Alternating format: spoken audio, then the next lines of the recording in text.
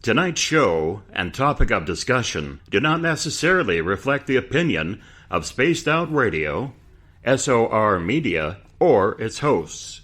Listener discretion is advised.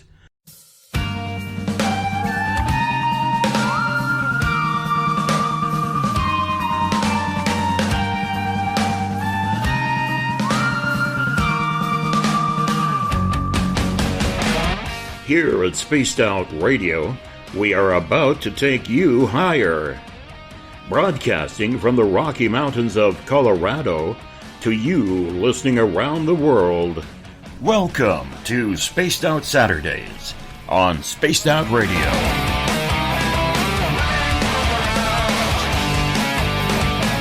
You can follow Tessa on our Facebook page at Spaced Out Radio, on Twitter at TessaTNT, and you can subscribe to her YouTube channel.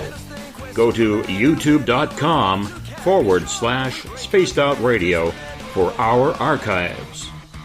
Now broadcasting from our Mile High Radio Clubhouse on Spaced Out Saturdays with your host, Tessa Nicole Thomas.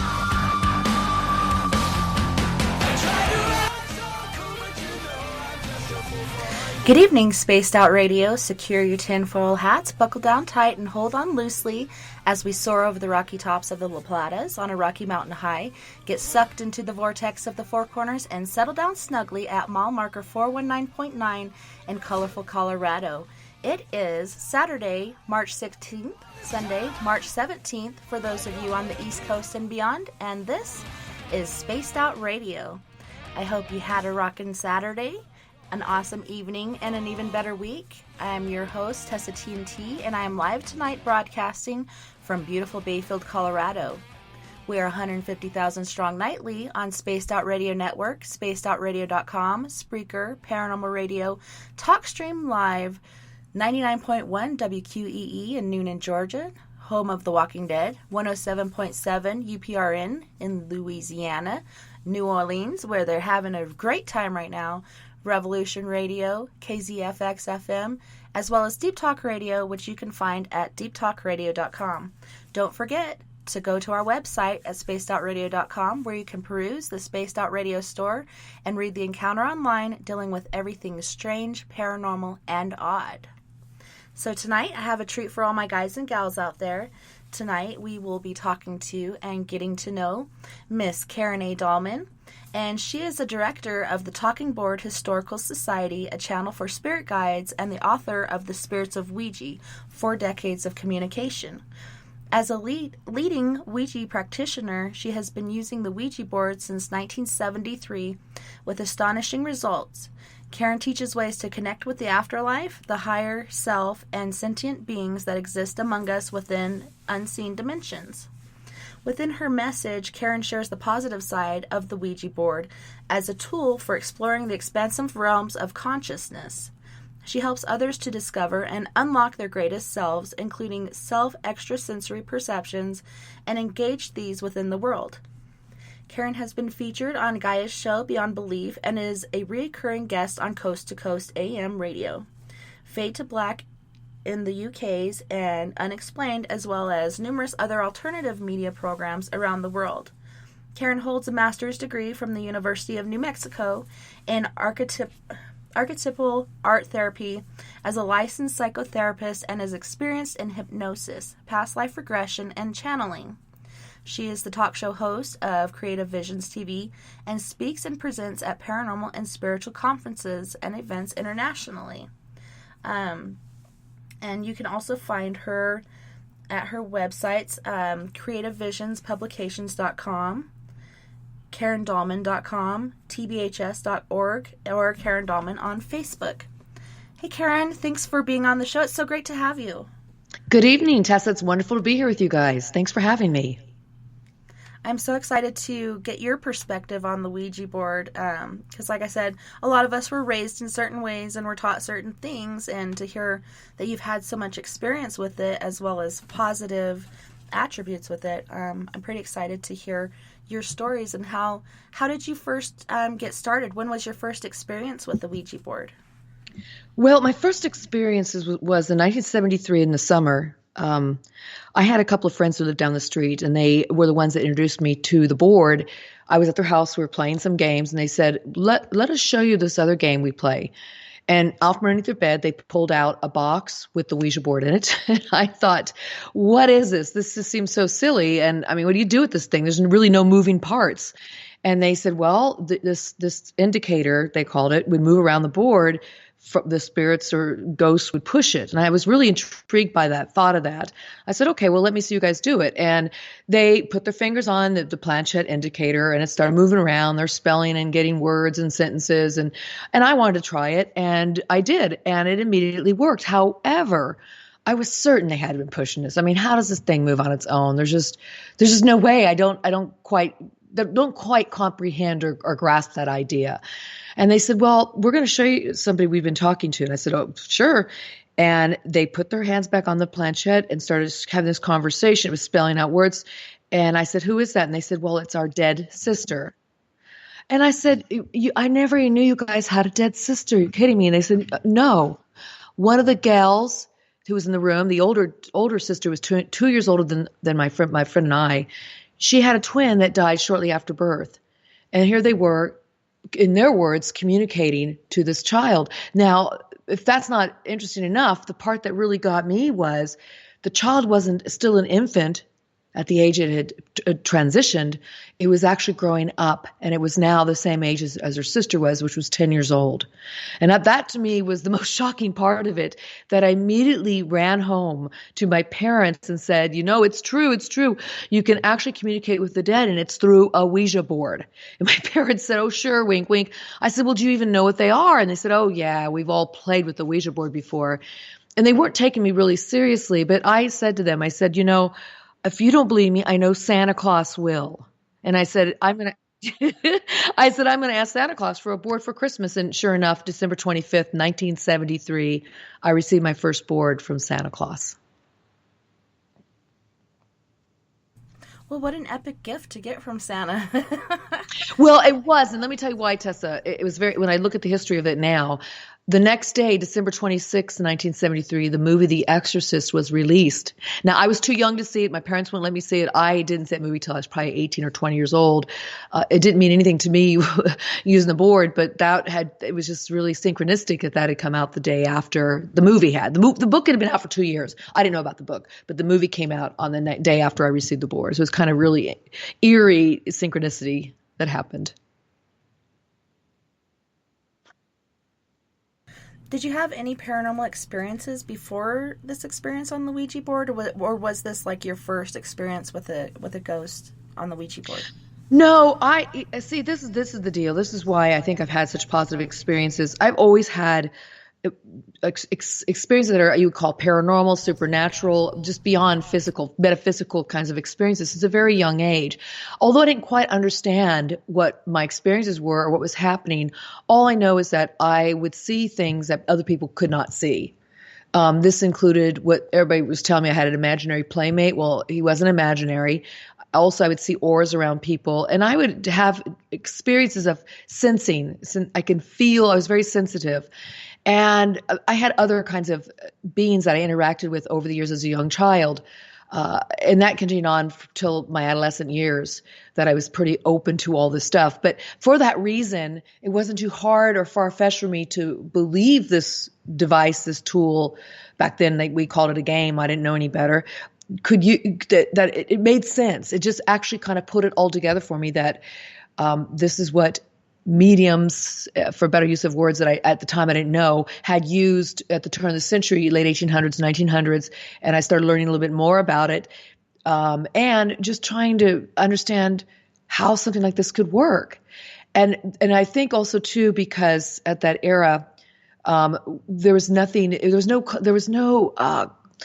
stigma or connotation within my upbringing associated with such a device, because there was just no fear around it. I think my parents really believed it was a game, and it was a game I really wanted, and it was a game that I enjoyed doing. They didn't fully grasp just what it really meant to me and how I was truly using it. And there was nothing like negative about it. In fact, never from my family, but it was from the outside. Like if friends were going to come to my house and spend the night as a child growing up, they would say, okay, you can go to Karen's house, but we don't want you to play with Ouija. And I never understood that. To me, that seemed like a really silly request. And so, but I honored that. We would just do other games instead. But that's the only thing I ever got outside of my family was only any kind of stigma I had was from other people looking at it and never fully quite comprehending why as a young child. So you had friends that would come stay over and some of them weren't allowed to use it? They were told not to, sure. And so I didn't care. We could play light as a feather, stiff as a board. We could play other supernatural, spiritual games, and that's what we did instead. I mean, we're all very curious, and if we didn't do a board, that was okay. But I did have quite a few friends who wanted to use it with me over the years, and they did. And that was okay too. It's just, some were warned and did not to. And it just never made sense to me. But I thought, okay, you want to stay the night at my house and be allowed to, then, we won't do that. That's fine. It was like, okay, whatever. I would use it with my brother. I use it with other friends. It wasn't like that was going to be a ruin. It was going to ruin anything. I just never took on the other people's fears and projections about it. And I think that's one of the reasons I believe that or contributes to the positivity and experiences I've had with this tool. Do you think that it's dangerous that they do market it as a game and, we have kids on there playing that don't know how to properly close it out? Do you see any danger in that, or what are your thoughts on that? Well, I wouldn't use the word dangerous. I think that right there in itself would promotes fear that's unnecessary. After all, it's just really a piece of cardboard. Today they're mostly cardboard. The one I was using in '73 is compressed particle board, masonite basically. All the older ones are usually wood or again compressed particle board. So I wouldn't say dangerous. What I would say is they market it as a game. That's what. Well, let's see, everybody's been marketing it as a game. It came out it was actually trademarked and patented as a novelty toy. That's originally how it was patented and marketed. And so it's always been marketed as a game. I think to appeal to all different people and not really explaining what this is. Do I see it as dangerous? No, I see it as if a child is curious and wants to use this tool, instead of telling the child, no, you can't, I think it's best to ask them about it. What about it is it that attracts you to it? Why? What is it? And it may be as simple as, I'm just curious because I want to know what happens when you die. Or it could be, I'm just curious because, I miss grandma. Or it could be, well, my friends are using it. Having a conversation is more what needs to happen than to tell your kid, oh, that's bad. Because as soon as you do that, kids want to rebel and they want to explore. Oh, why? How could cardboard be bad? And so I think you get yourself in a situation where you're, fighting like a wrestling match with your child. And that's the last thing you want to do as an adult. But I don't think it's dangerous. I think people just need to be aware. Parents need to be aware of what their children are doing. Look, I was 8 years old when I first started using it. And it was not a bad experience for me ever. And I have to say it's on a case-by-case business. Definitely don't go recommend, hey, get your child a Ouija board just for the heck of it. If they are curious and want one, why not, if you're going to get one or make one, do it with them. Help them understand what this is all about. And there's a way you can go about it. I mean, it's when you try to hide it again or demonize it or say it's negative, they're going to be even more curious. Kids want an adrenaline rush. Hey, adults want an adrenaline rush. We love going to movies. We love the fear factor. We love taking ourselves to the edge. I don't know if people are into, bungee jumping or hang gliding or whatever. We kind of like that adrenaline rush. And it's best to, help your child through that than just say, no, you can't do it. Because trust me, they will go to somebody's house who has one and they're going to use one. And it's better if you have, they have your supervision, and you may just find it's a fad for them. Because quite frankly, this is not an easy tool to use. Many people cannot get it to work right out of the box. I'm probably a rare person. I've met other people that are like me, but it's more far and few in between. And trust me, if it's not going to work immediately, and especially in this day and age when kids have cell phones and games and electronics that work so quickly and it's instant gratification, this is probably going to be something they're going to go, ugh, what a bore. What a bore. It doesn't do anything. You have to have a lot of patience really for this tool to even work. Yeah, and I'm surprised, like you're saying, that we are in the digital age, that there isn't like an electronic or, app on your phone that's a Ouija board? If there Well, is, there I haven't are. heard of it. Actually, there are. Wow. There are Ouija apps. Yeah. Little did you know, right? Well, they're out there, okay? And everybody asks me these questions, are they real? And I have to say, I've tried many of them out. I'd say the problem is you don't have that contact. Yeah, you have your finger on your iPad or your phone or your, and you can move, it moves around, but those are more programmed. There was one I used that seemed to, if you put your fingers on it, it would move according to the connection you made with it. And I don't know. For the most part, I'd say don't waste your money and time on them. But there was one that I did use that I was like, oh, this is interesting. I wrote an article about this, about my experiences with it, and they can find it on my website under on Karen A. Dahlman under talking boards. And I did a whole thing on the Ouija app thing. But yeah, there's nothing better than having the contact yourself on a planchette that's physical in front of you, because it's a whole sensation that you get of a pulling feeling, a very subtle pulling feeling when it starts to move with the help of a different energy. And you have to lock into that energy with your own energy, combining with that energy, and then it starts to work. And that is what gives you that. It makes it more tangible, I should say, and gives you the sensation of there's something there you're connecting with. When you have it digitally, it's a lot. There's a whole element missing there. I'm not saying it's impossible, because you've heard stories of all kinds of digital things, working with people, like people transitioning and then making a phone call back to their loved ones. There's all kinds of cases of that, and other kinds of digital equipment and items that interact with us from the beyond. So I'm not going to say it's impossible. I'm going to say it's highly unlikely, especially with the Ouija board apps. Yeah, I could see how that could be difficult, and it is different because that is an electronic, and you could imagine all the bombardment of information or different things going on there with your phone or whatnot that could cause it not to work correctly. And like you're saying, with this board and with the planchette, it's much easier to get it to work. Well, it's old school, I always joke. It's like everybody goes to these investigations, have their digital text, and their equipment and K2 meters and all that stuff. And I've got my Ouija board. So I'm old. It's old school meets new school, and they work really well together. I've been in sessions with people where we use both, and that's kind of interesting. But for me, I'm just old school with it. I learned a long time ago, and it works really well for me. So when you find a tool that works, you tend to stick with it and develop it further. So is it dangerous for somebody or not recommended for somebody to use one alone, or is it okay? What is your stand on that? Well, I will tell people when they first start out, I don't really recommend it, only because there's a few reasons. I'll go through them. One is because first of all, it's really hard to get it to work on your own. That takes a lot of time, and I've known people who have had better luck at that right away. I didn't have luck with it on my own after 39 years of using it. However, I didn't know you could use it on your own. Every board I had in the back of the board or box, it said work with a partner, preferably male, female. They like the balance of the energies, whatever. So that's what I did it with. I mostly did it with my brothers or a friend or, girlfriends or guy friends. And then it would seem to work well that way. And then I just decided, let's try it by myself.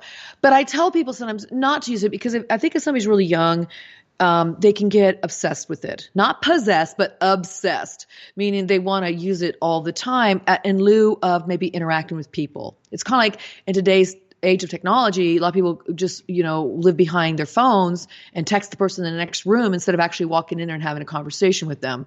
And I think in this case, you can get really used to using it if you do get it to work well for you, and you want to start relying on it. This is something you never want to do. That's giving your power away to something that's not you. It's beyond you. You never want to do that. You want to maintain your sovereignty and also your freedom. And so you don't want to rely on the tool to provide you that. Some people use it just to get answers about, what should I wear today? What they want like a fortune telling kind of aspect of it. And I think that's not a very positive way. People, although you can use it that way, who am I to say that's not how I use the tool? But so if I do recommend, I do say you can use it on your own, but a lot of people write to me and say, well, I can't get it to work on my own. I go, I fully get that. You really, really need another person to sit down with maybe a few times or even one time where it actually does move. The planchette moves. So you can learn to feel that sensation of what that's like. Because it is, Tessa, it's such a subtle sensation, feeling when it starts to move that you're going to second guess yourself and not even believe it's happening, because it's not an energy you're used to. And then once you click into that and get used to it and start following it, it pulls you, you follow it with your fingers on the planchette. That's when you make that connection. If you can learn that first, then try it on your own, and then they can have success. I always say, again, I just want to reiterate this. If you do use it on your own, which I have no problem, there's nothing that bad that's going to happen. And we could talk more about what happens when you use a board, but it's really up to you. And if you set your own boundaries with it, you don't want to rely on anything to take over your life. And sometimes the novelty of using this tool and having these different beings and energies that you communicate with, it's exciting. It's interesting. And as a young child, I can see where you can get caught up in that. And even as somebody that might be a lonely adult can get caught up in that. So, I say do it with boundaries with it, and never rely on it, for everything it's telling you. Use it as more entertainment, especially in the beginning times, because, it takes some time to make that connection strong where you can begin to trust more of the accuracy of the messages. That really does take time. So you can use it alone. People will say it's very hard for them to get it to go at first. And I say use it with somebody else in the start, and then, wean yourself off and try it alone, and just be really, really patient, because it's going to be quite a process for it to move freely on its own, and for you to be aware of it, that it's moving on its own. I was raised not to, play D&D or use Ouija boards or anything like that. I went into the military and then went into MRP, and this was during Hurricane Bonnie, and we had received a board from the guys' barracks, and we were using it in the girls' barracks, and all the girls were gathered around it and using it, and I walked up and was watching them, and they're like, hey, do you want to try it? And so I was like, sure, I'll try it. And I get on there, and I lost my mom when I was 5, almost 6. So I was like, can I talk to my mom? And it said no. And so I was like, F you, I'm going to go take a shower, and I'm done with this. So I went and took a shower, came back out, and it was still sitting there on my rack, and nobody was around, and I don't know where everybody went, but I went over and decided to give it another try. So I was all by myself, and at first it was really slow, and then the speed just continually increased, and as she came through and was telling me, all my siblings' name, tell them I'm okay, everything's okay, everything's going to be okay. I had asked her different questions, is she with me? And she said yes, and I asked her, what's it like on the other side? And she's like, I can be wherever I want, whenever I want, and I can fly, and I can do this and do that. And so it was really interesting and exciting to me, because it had been so long since I had talked to her. So the next day I called my dad and told him about it, and he kind of burst my bubble by telling me, that could be your mom, but it's probably not. It's probably something trying to gain your trust and deceive you and try to get close to you, and then other things could happen. So that kind of bummed me out. But on the inside, I knew it was my mom, just from the things she was saying, how her energy was. And so for me, it was really exciting. And I thought it would be for my dad too, but then he just kind of, like I said, burst my bubble. Well, I got to say, you were able to use it right away then by yourself. That was the first time you used a board, and you got it to work right away. Yeah, and our family, I've been able to see things and experience things my whole life, and our family's pretty spiritually gifted. I don't know if that matters or not. Oh, I think it does. Absolutely. I think that really factors into it for sure. That's because a lot of people say it's easier to work with somebody else, but you did it on your own right away. That's actually that you have a talent here. and you can develop your abilities with this tool, but you really have a propensity to be able to use it. That's crazy. It's rare. And the fact that you relied on yourself, your internal feelings, to navigate or negotiate or figure out who that message was from, without following just what other people from the outside would say. And people that do have often a religious background, especially if it's a religion that, doesn't let you do, or they say you can't speak to spirits. That, I hear that all the time from different groups, that it's like a negative thing for you to be able to do this and not have that negativity placed upon you, that you from the inside out, it was okay for you. That's really incredible. That's a really good story, by the way. Thanks. And yeah, it was really exciting and a really good experience for me. The only thing that weirded me out is, I guess, a couple of the girls had come out and they were repeatedly saying my name and trying to get my attention, and I didn't hear anything, but I think it was perhaps because I was so tuned in to what was going on. I'm not sure what happened there, but yeah, for me it was really exciting. When my dad said that to me, I was like, oh, you know. Well, there are people you can talk to and people you can't. And those people might be in your circles of close friends or family. I mean, everybody's got their own view, and that's quite all right. That's one of the things I say, you know, nobody has to believe me. That's not gonna hurt my feelings. This is my experience as you had yours, and it's something that'll stay with you forever. And my thing is, I'm not here to convince people to use a board or even to believe me. In fact, don't believe anything I say and just see what it feels like to you. Because the things we're going to get into tonight are going to be pretty far out there. And I have to say, if it wasn't me experiencing these myself, it might be hard for me to believe some of these things we're going to be talking about, because it's an expense. It's like if you ever, like you said, you saw things and you were like me, sensitive, and felt things. And I mean, I see spirits and ghosts and all kinds of interesting beings. And I could feel immediately, you know, what their intentions were or what their energies were. And it was just a natural thing for me. And I was scared sometimes, but most of the times I wasn't. And it sounds like you were probably that way too. You could sense that out. And that's really, I think, where our conversation is going to go tonight, is really more about how to be empowered, regardless if you're using a board or not, but just using your own energies, and how not to give that away or let somebody else rain upon that or take that away from you. That's awesome. So you were talking about people ghost hunting and using these different tools, and you use the Ouija board. Do you go out and do paranormal investigation using your Ouija board? Do you partake in a group, or how exactly does that work for you? Well, for me, it works. I'm usually invited to explore something with people, or they may just come to where I am, and we work with whatever energies we can pick up, as well as working with my spirit guides or theirs, and then using both types of equipment. We've done that before too. Also, one of the things we can talk about is the non-locality of spirit. And so when you're in another dimension beyond our dimension, there's multiple dimensions, you guys, where there's so many dimensions out there. And when you transition, and by the way, I don't believe in death. I really believe we just transition into another form, but we're always in existence. So when I use the word, if you hear me say that, I won't say the word death too much, but I'll use that for more people to understand what I'm talking about, or the afterlife. It's really what we as humanity have called those terms, where when I work with the spirit guides and the energies and the beings I talk to who have transitioned, we use that word because it really is truly still alive. So yeah, I work with other people if they invite me. I don't have a group per se, but I have used my board in many, many interesting locations. But you don't have to be in that location to have those connections. I can be sitting right here where I live in Southern California and tap into some spirit or energy, or even we can go down the rabbit hole now if you'd like, even somebody else's higher self that has given me permission to tap into that, and they want to communicate back and have a conversation with somebody else's live higher self.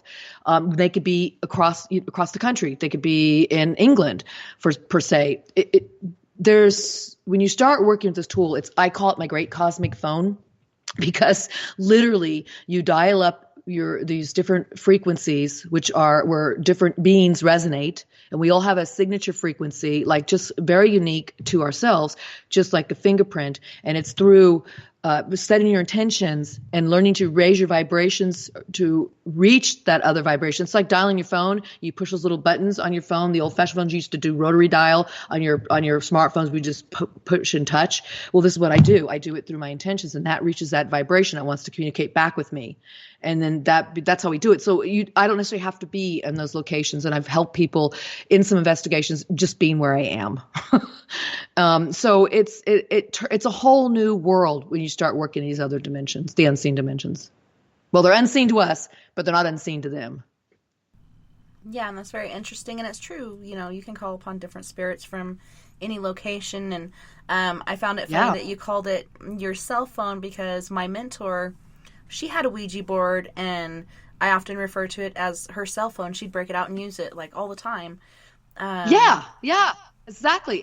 You're making a phone call basically, but you're using yourself you're using the board as like your conduit, and you are the instrument. See, the board doesn't do any of this work. We do it. The operators of the board, we are the walking Ouija boards, if you will, tongue in cheek. We are the ones that allow our abilities to come out through the excuse of using a board. The board becomes my permission slip to allow me to navigate the unseen dimensions and have these conversations. So yes, it is very much a cosmic phone.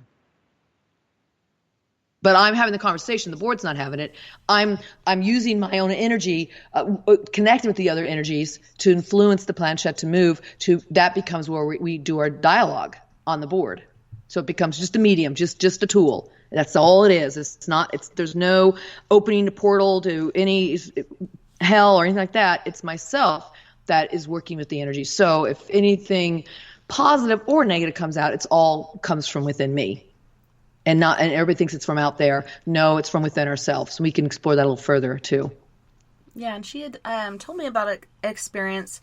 In the end, I was visiting her quite often. She had stage 4 cancer that spread quite quickly, and she was in the bath one day, and she heard this noise coming from the living room, and she's like, "Who's in there?" You know, the kids are at school or these at work or other places, and she kept hearing this noise in her living room, and she goes out there and she finds the drawer that she had her Ouija board in was open, and the Ouija board was partially sticking out.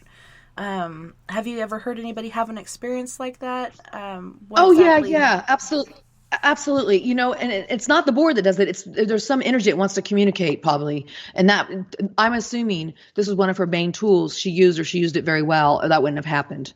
That's what I'm assuming. Was she pretty good at the board? Yeah. Yeah. I haven't had any experiences like that, where like the planchette moved or the board moved or anything like that. And I've heard people tell me that, and I'm open to the possibility of that. And some real reliable people have told me that I know.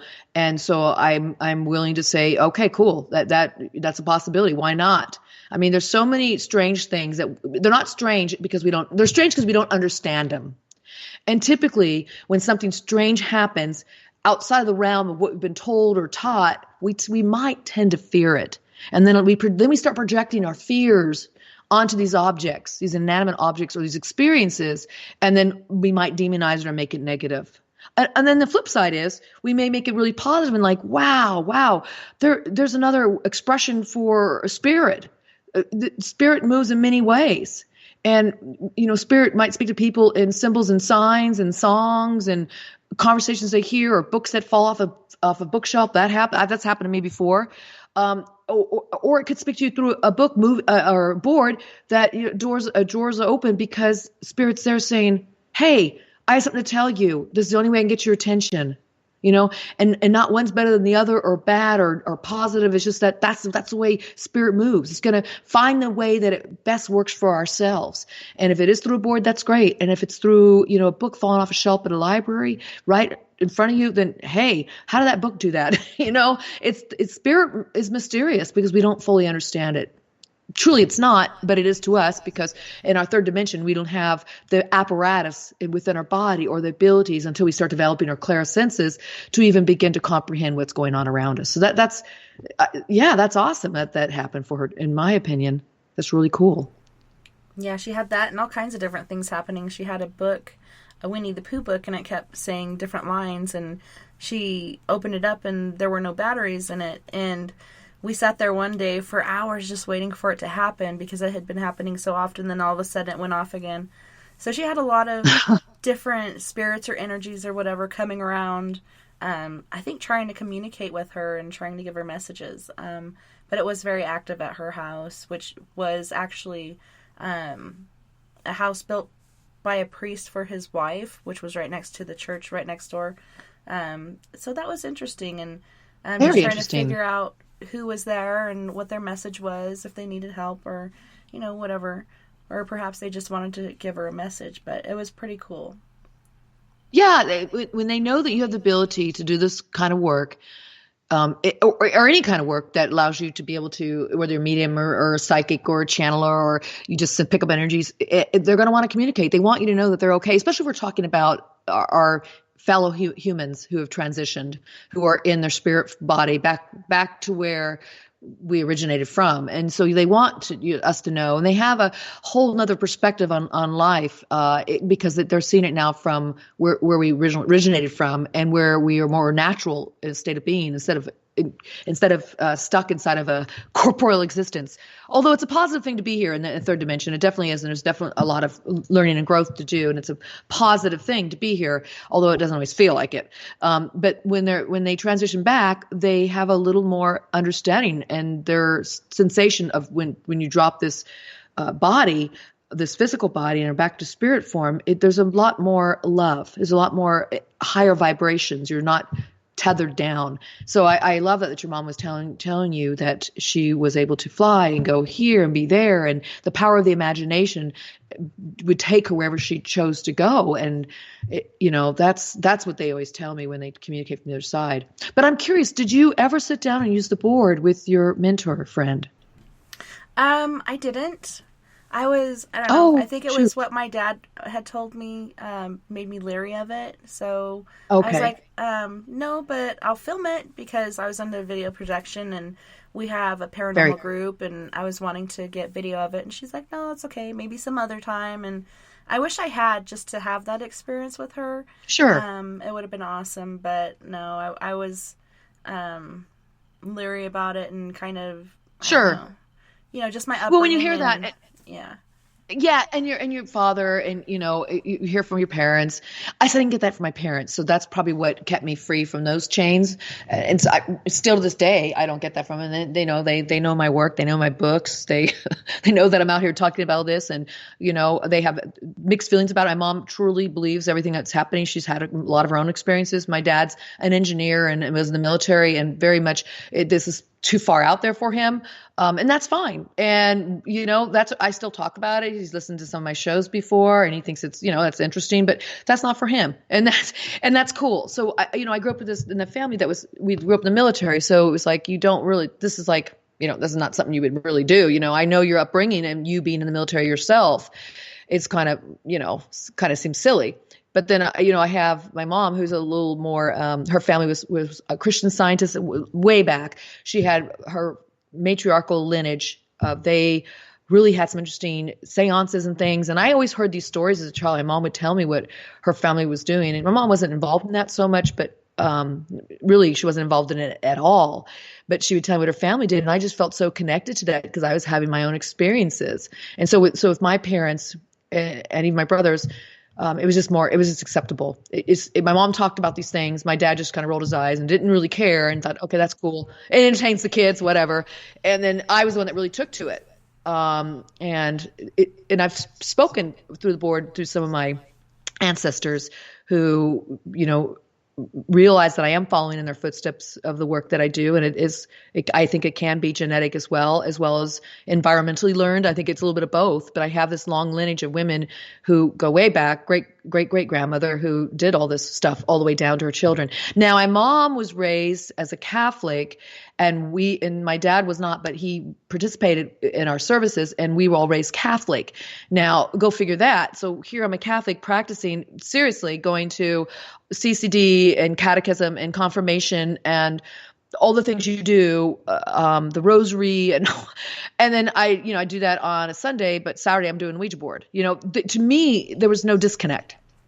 And I didn't know, I wasn't from the outside looking in. This was just my life. And then when I got older, I realized that people thought, well, that's sacrilegious. That's blasphemous.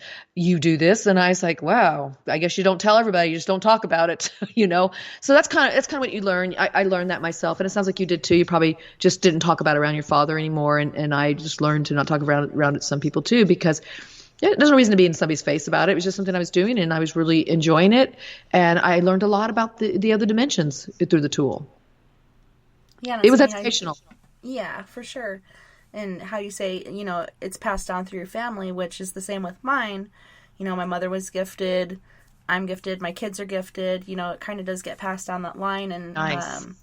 I think of it as a gift. A lot of people think of it as a sin, but I think it's a sin to be given a gift and just put it on the shelf and not use it.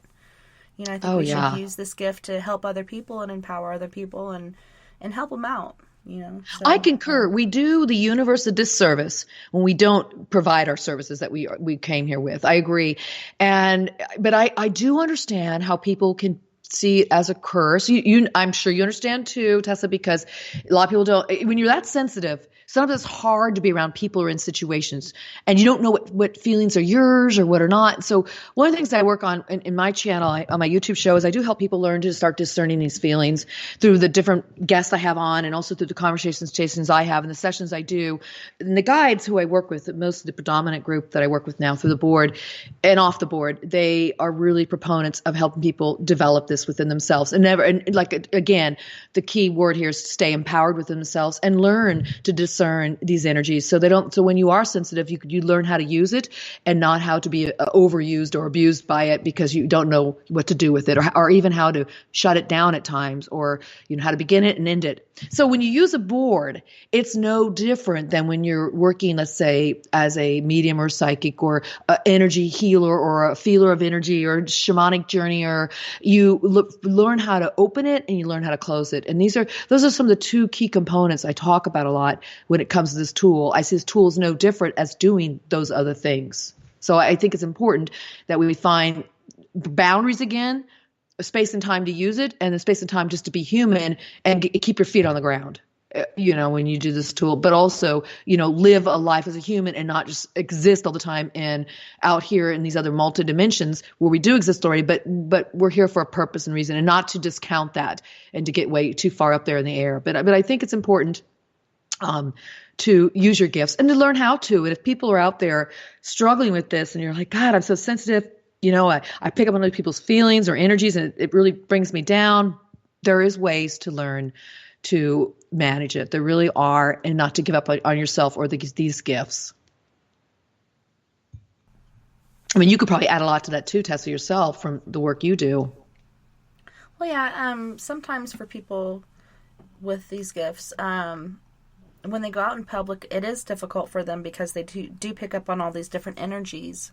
I find it funny because I have perfect strangers come up and start telling me things that, they probably wouldn't even tell their best friend. And I'll reciprocate with whatever message I get. And it's funny just how that works. Like, I think people just need an outlet, somebody to talk to. And when they find that in you, I think it's really an honor. But there are ways to hone in on it and ways to keep it from being overwhelming. It's just difficult sometimes for some people because it is so strong and you're getting so many feelings and messages, and I can see how that could be overwhelming. And especially if you're in a family or you're young and you don't have anybody else around to talk to about it, or that you can even understand it. That's great. You can work with your children because you understand it yourself, and your mother for you as well. That's where I think people feel alone with it if they don't have that. And then for me, I was seeing these beings, and I tell my mom, she's like, "Who are you talking to?" I go, "Well, don't you see? There's my buddy over here, and this and that." She's like, "No, nobody's here. You're talking to nobody. Nobody's here." She'd tell me, and she'd say, really, I laugh now because it's hysterical. We talk about it to this day. And she's in her 80s. It's funny. She was like, "Hi, I didn't know if I should believe you. I didn't want you to go to school." And the thing was, she didn't want me to go to school and be made fun of by kids if I was saying, "Hey, my friend over here, da da da, come on," I understood that, and it was really to protect me. Well, that's when I realized, I have really nobody to talk to about this with. I'm just going to keep this to myself. So I get where people can get down on themselves about this if you start seeing things and people are telling you, "I know that's not there," and discount you. But I just pressed on. And for me, my lifeline to the other dimensions was the board. And I knew that when I used the board, I can have these conversations. And I could talk to other beings in other dimensions. I thought at the time when I first started out, I was just talking to the deceased, what we call the deceased. I prefer to call them the transitioned. And that's what I thought this tool was for. I thought that's all you do with it. It was to talk to dead people. I had no clue whatsoever that you really could, as we were mentioning earlier. It's you pick it up. It's like dialing up a cosmic phone and calling in all kinds of frequencies and having many conversations with many different aspects of what we consider sentience. sentient beings. And so for me, that's what this tool became for me, a way to explore these other dimensions, a way to discover what's there, and to learn a lot of information. Now, if you picture this, 1973, 70s, and then early 80s, and I was out of school in college, and 87 and 89 graduate school. So I was in that time before social media was around. Internet was just being developed in the late 80s. And it was AOL chat rooms. It wasn't really a big deal. So you were kind of alone. Now we have this wonderful stuff like you and I being able to talk to each other here and do these shows, and we have social media, and we have all these groups you can join, online, and you have people to talk to now. Back then, nobody. And the writing out there about such experiences was more limited. I mean, yeah, there was books, and you had to go search for them, and you were limited by your library. You get into college, there was interlibrary loan, and trust me, I took advantage of that. But I'd read every single book on the paranormal or metaphysical or supernatural that was in my library as a child in elementary school, and I was surprised there was quite a few there. And every school I went to, we moved a lot, as you know, in the military.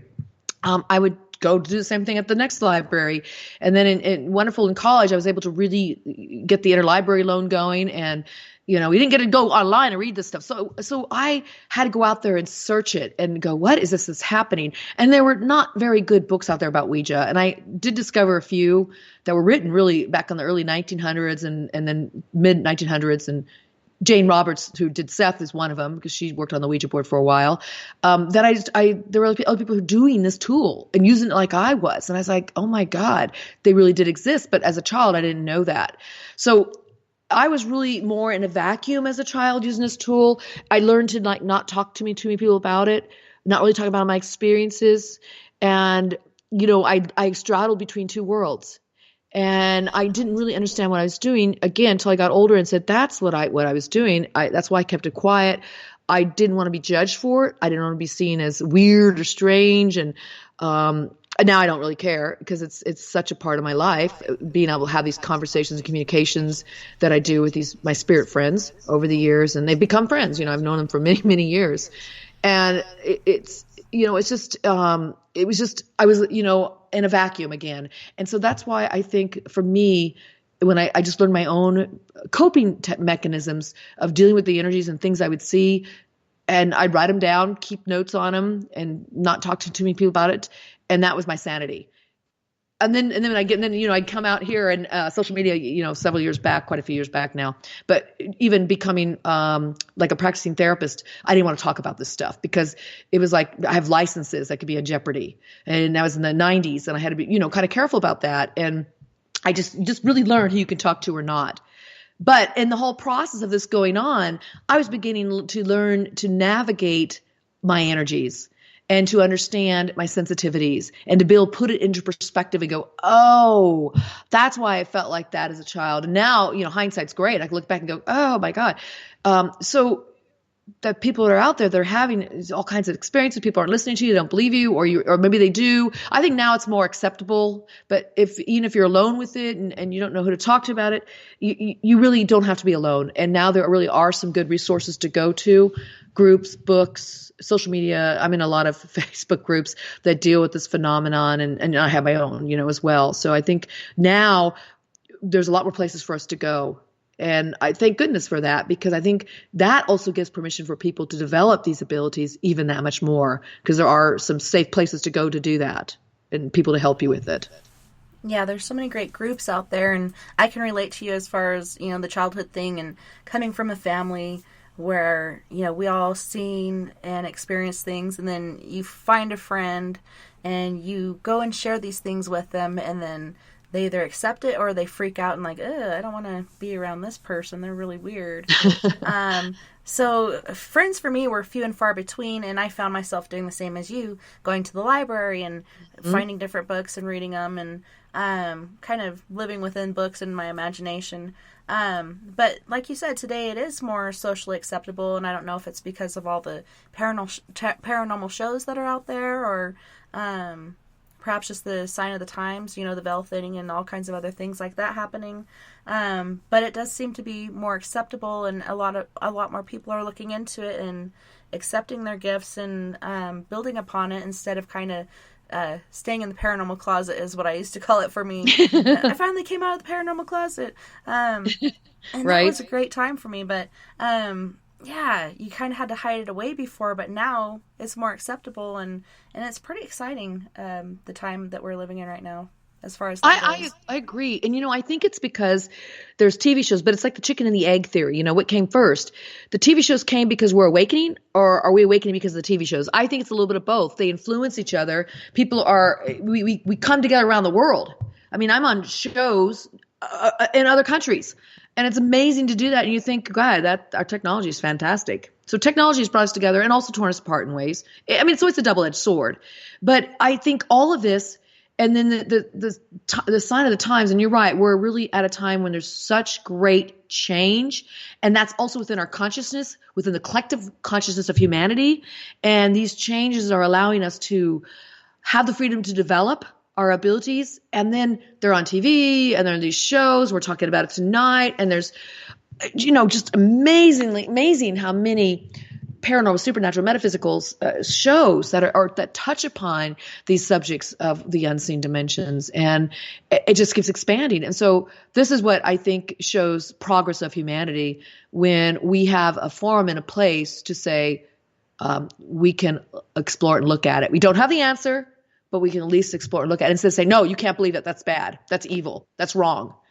Once that freedom's taken away from you, or you're shut down from your voice that you have, that's a sad state of affairs to be in. This freedom that we have, this conversation, and to come together as different people that have these abilities. And by the way, I think everybody has them. We just have to learn to develop them. And people could choose. You don't have to, but that's the free will. That's the freedom we have to choose or not choose. But these are exciting times because we do have that support. And it's around us in many different ways. You have to look into it. People write me all the time and say, I have nobody to do the board with. Totally get it. I was there for many years. But what I find is, whether you go out into your community and you do a meetup group, those are fantastic, you guys, for meeting people that you want to explore spirituality. And one facet of that may be trying to use a Ouija board. There are metaphysical centers out there that it's more acceptable to go to, and they're not demonized or considered, covens or witches and stuff of that. Not that I think witches and covens are bad. I actually have a lot of friends that are witches, and I learn a lot from Wicca. But there's so many more groups out there. It's more acceptable to join them and to try them out and to explore. And you could do this, like, again, through social media, online. But I say get out there, do it for real with people, because that's how you get to the tangible touch of the Ouija board and really get that experience. And it's so much more in person. So, yeah, there are people you can find. Now, people do live in rural areas. And people write to me and say, I'm in the Bible Belt. It's frowned upon. I have a lot of people that are still in the closet with the Ouija board, and they write to me all the time. Totally get it. I'm in Southern California. It's a little more open here, and quite a bit open here. And I have a lot of friends that we drive to each other's homes, and I get to see them. We might do the board. I have people come over, and we do open message circles. It's a lot more acceptable, and I really just don't care anymore about that stigma. But I know people are stuck in a place where they can't. And so for them, they probably are going to have to really wait for that moment to hook up with somebody, or they're going to have to learn to do it on their own. And in the interim, you have nobody to work with. You can still develop these abilities on your own through other mediums, through other tools, or just through yourself. So you're never stuck without learning to develop these abilities. Sharon in the chat room was wondering, what does Karen do to protect herself before and after using the board? Yeah, protection is a really important topic. I'm glad you asked that, Sharon. Thank you. I must not be in the right chat room because I'm not seeing her in there. Sorry, guys. I'd be looking at the questions if I was in there. Yeah, that's great, because when people first start using this tool, they really need to have some kind of procedure around it. It allows them to say, I'm leaving what is my typical life and stepping now into more the sacred life. And it allows you to say, okay, I'm putting aside who I am day to day, and I'm going to move into this part of me I'm going to give my time and space for this, and I'm going to enter into the space, and then when I'm done, I'm going to close it so I can go back to my daily life. That's an important tactic to use, and I touched on it a little bit earlier. The part of protection is, okay, I'm gonna talk about it from one level, and then I'm gonna go to another level. So remind me that, Tessa, I forget. I'm gonna go from a real basic level, which I think is where we all need to start. We need to find a way that allows us to feel centered and empowered within ourselves. And one of the ways I like to do that for me is through the breath. I do a lot of techniques with breathing. I use breathing in certain meditations. And then I also like to use it I just think called the breath of life I do in the morning. It's a way to get yourself energized. I used to practice Qigong. It's a way to get your energy moving. And that allows me to get the energy moving, but get the energy in me moving. So I'm aware of it, and I can sense that inner self of me, and I can make it feel empowered. It's always empowered, but I can tap into that part of me so I feel strong in my center. And so when you think of protection, think of it as this. You want to have that core of you feeling solid, and if it's light you like to visualize, that's fine, or just a sensation. I do light visualization, and then I get the sensation, and I can tap into it like that because I've been doing it for so many years. I also think a key important to protection is also an element of it is grounding.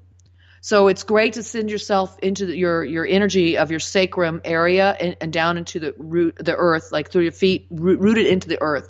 And then I think it's important also to breathe in and out of your heart to open that. That's another way you protect. You're waking up your chakras, but you're also putting your solid intention there. So the next way of protection is, that's it, setting your intentions. And the intentions are stating why you're there, why you're using this tool. It could be any tool, by the way. You can use this for any tool you do. It doesn't have to be just exclusive to Ouija.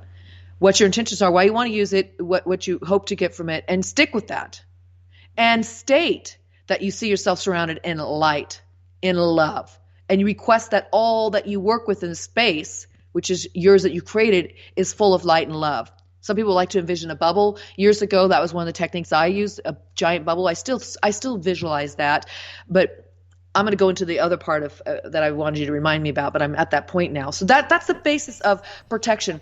People will add to that, they'll augment with those a kind of ritualistic way of thinking, but they'll augment with techniques they've used or learned over the years, which could be saying a prayer, which could be lighting incense or burning sage, using certain kind of crystals and stones. Use whatever tools you are already using and incorporate that into the session. Karen, I didn't. I hate to interrupt you. Go ahead. We do have to go to our first break. Oh, perfect break, because then we can pick it up to the other part of protection I was going to tell you guys about. Yes. That's perfect. All right, Wonderful. So you guys don't go anywhere. We'll be right back after these messages. Looking for nighttime adventure? Old school radio that delves into everything out of the norm? Then check us out at Spaced Out Radio. This is Dave Scott. Every Monday through Friday, starting at 9 p.m. Pacific, midnight Eastern, we're going to take you on a wild ride ranging from conspiracies to true crime and every ghost, alien, and Sasquatch story in between.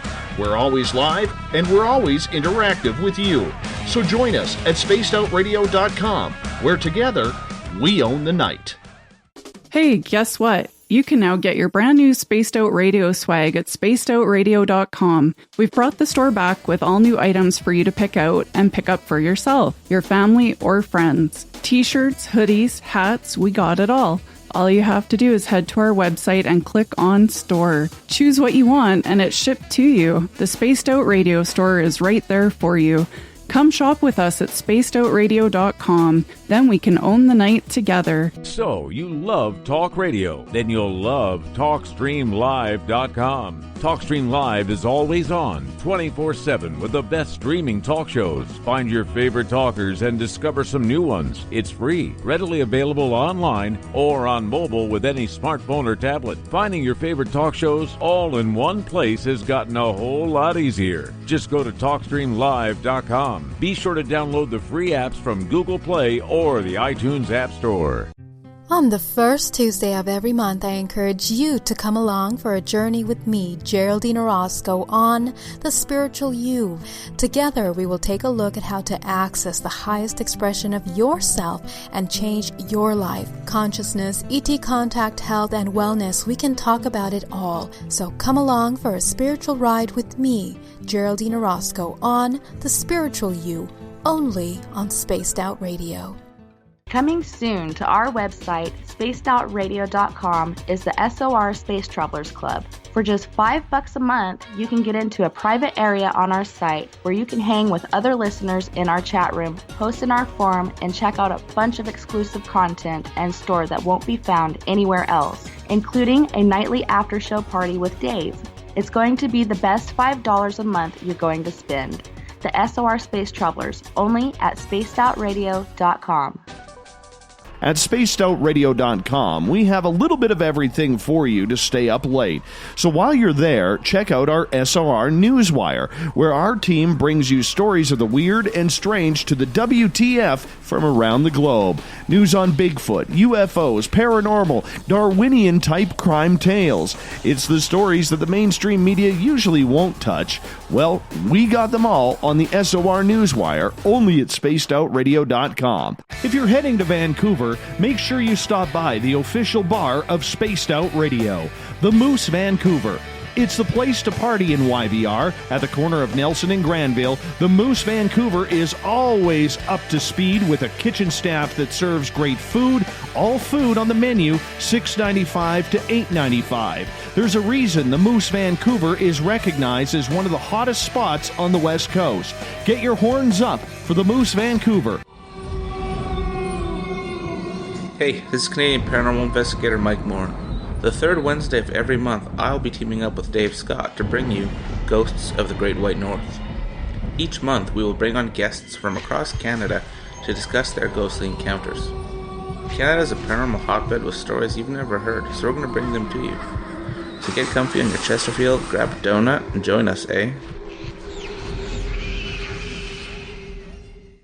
A timepiece is a reflection of who you are, and what better way to show off the real you than with an Escape watch? Escape is a lifestyle brand accessorizing your days and nights. Choose to escape and create the life of discovery that you deserve. Dream, play, unite with your own personalized Escape watch. Head to escapewatches.com. There is no time like the present to enjoy your escape. Use promo code SMF2017 for your 20% discount today. We're bringing scientific thought to the paranormal. Hi there, this is Spaced Out Radio scientist Chris Cogswell. Join me, Chris Zuger, and Dave Scott the second Wednesday of every month, where we break down the who from the woo when it comes to everything paranormal. We'll investigate and try to bring sensible answers to those straight and sometimes outlandish questions people have. Hey, not everything has an answer, but we'll do our best. Listen in to Reality Paranormal only on Spaced Out Radio. Hello, this is your guitar man Ron Bumblefoot Thal, and I have to tell you, I love the response I get for Little Brother is Watching from Spaced Out Radio fans. It's amazing how music can inspire and make people think deeper about what's going on in the supernatural world. You can head over to my website, bumblefoot.com, to check out my music, my guitar workshops, my touring, even check out some of the hot sauces that I'm working on. And make sure you keep on listening, because with Spaced Out Radio, you know Little Brother is watching. Looking for a place to advertise at a very reasonable cost? Look no further than Spaced Out Radio. SpacedOutRadio.com has an advertising tab that you can click to check out our daily, weekly, and monthly packages to play on the radio, or our website including social media. From commercial spots to banners, we have it all. Check out our competitive pricing today.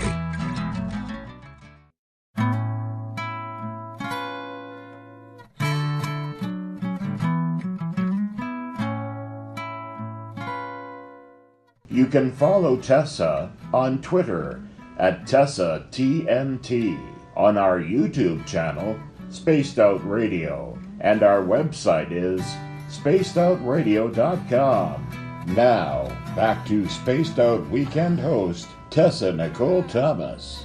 Hear the sound again, voices dancing in my head, smile. Hey guys, welcome back and thanks so much for tuning in tonight. Tonight we are joined by Karen A. Dahlman. Hey Karen, welcome back. Thanks so much for being on the show.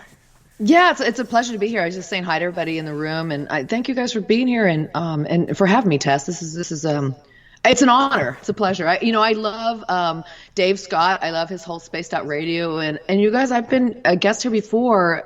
We do his Halloween show, his annual Halloween show. I was telling Tess that earlier. So, and that's when people get to call in or write in, call in, email, and we take your questions and we do a live session. You get to get answers from the guides directly. It's a lot of fun. Yeah, I remember tuning into that, and I didn't even put two and two together, really. When you Isn't that funny? Yeah. I was like, yeah, oh, yeah, that was my boyfriend. and I, yeah. We did it 3 years in a row so far. He books us. I was telling Tess he'll book us a whole year in advance. But it's been a lot of fun. We enjoyed it.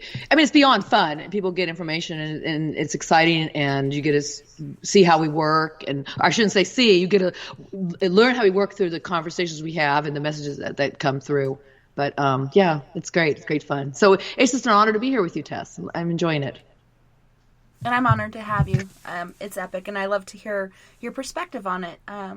And you doing the readings, that was awesome to tune into and kind of get a feel of how you do it. And yeah, it was really an epic show on Halloween, and great to have you back here to learn more from you because we all have different questions. And sure, yeah, I can imagine. So we were talking, went to break about protection. Can I pick up from there?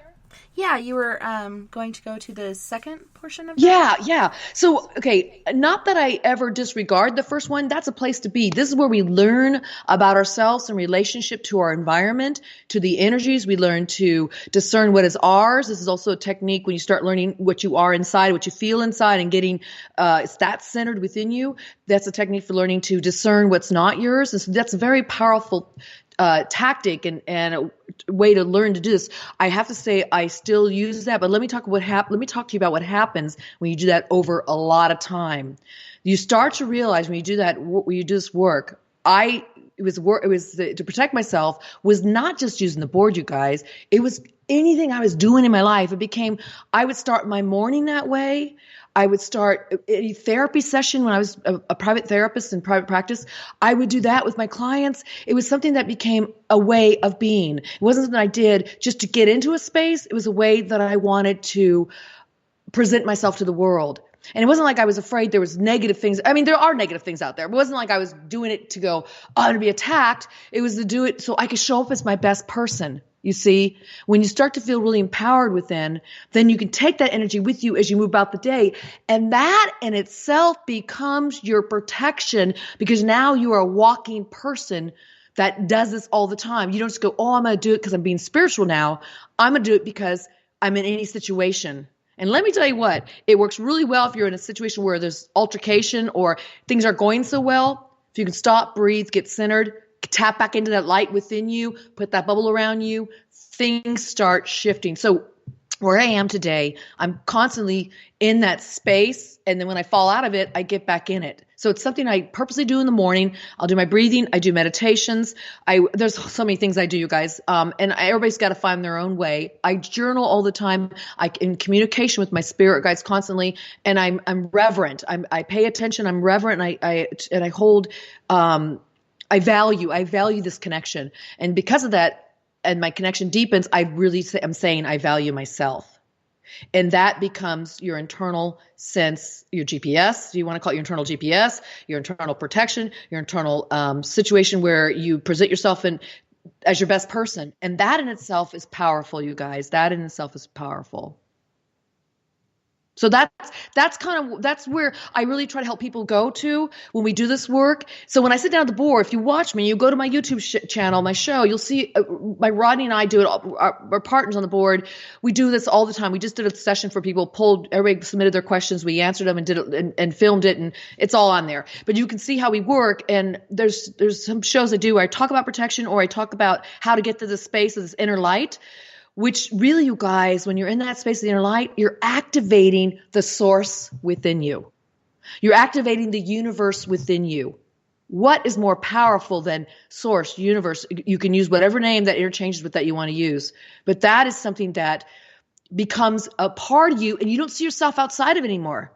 You start to live within that light, and the light is within you. That's really one of my goals here when I work with this tool, and one of my goals of teaching people that we are such incredible, powerful people. There is nothing to fear other than the fears that we project or create out there. Yes, on a human level, we have to pay attention to probably not walk down a dark alley by yourself. Don't go in places where you don't think you should go. I mean, that's a physical. You really need to be smart about yourself. I'm talking on a spiritual level. And I have to tell you, it's worked really well for me in many situations and with many different beings that have come through and spoken with me because of that. It's like you are saying yes to the light, and you're saying yes to the light within yourself. And nothing is more powerful than that light that comes from the divine being, or the light that comes from the source of all that is. There's nothing more powerful than that. Yeah, and it's funny that people think that you have to be going out and ghost hunting or doing other things along those lines in order for something to want to prey upon you or feed on your energy or whatnot. But you can be going to a music festival or going to the grocery store. It doesn't matter where you go or what you're doing. If something finds you attractive or yummy meal or whatnot or interesting, anything can attach to you and go home with you or whatever, you know. So it is important to use that in your daily life. Absolutely. You know, people say, well, the Ouija board, doesn't that draw it to it? Well, no. What draws this to you is going to be the energy in yourself, or you're in, like you said, a crowded room. People are always putting off energies. And if you're sensitive, you're probably going to pick up on it, and you very well can draw it to you. So it's not a negative thing that happens to you. It's just saying, you know what? Things happen. And so the more you can get back into that space, then you're going to find that you can, you cleanse yourself of it quicker, and also find yourself not attracting it to you as much and going forward. Well, we do have a few questions in the chat room. Great. Let's see. BTO was wondering, who are your guides? What do you feel about the fourth dimension? What do you know about this universe? And what do you know beyond this universe? Well, that's a loaded few questions there. Right. I love it. I know you're trying to get them all in. Okay, so the first one was, who are your guides? Mm-hmm. Okay. I really want to show some people. So, and I can I can also share how I got to this point. But it was in 1994. I've been using the board at that point since 73. So there you were. It was like, 21 years. What came in during a session was a group of beings that came through and said, we're not going to be with you for the remainder of your life. We've been with you forever, but now we're going to actually work with you consciously and through the board. And so what happened was they came through and I use a Ouija board, you guys. I do have talking boards, which are made by other companies.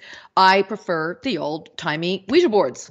So I have a bunch of them. And so I was using one of my Ouija boards, and they entered in at the sun and the moon. In the corners of the board is a sun in the left corner, and the right corner is a moon.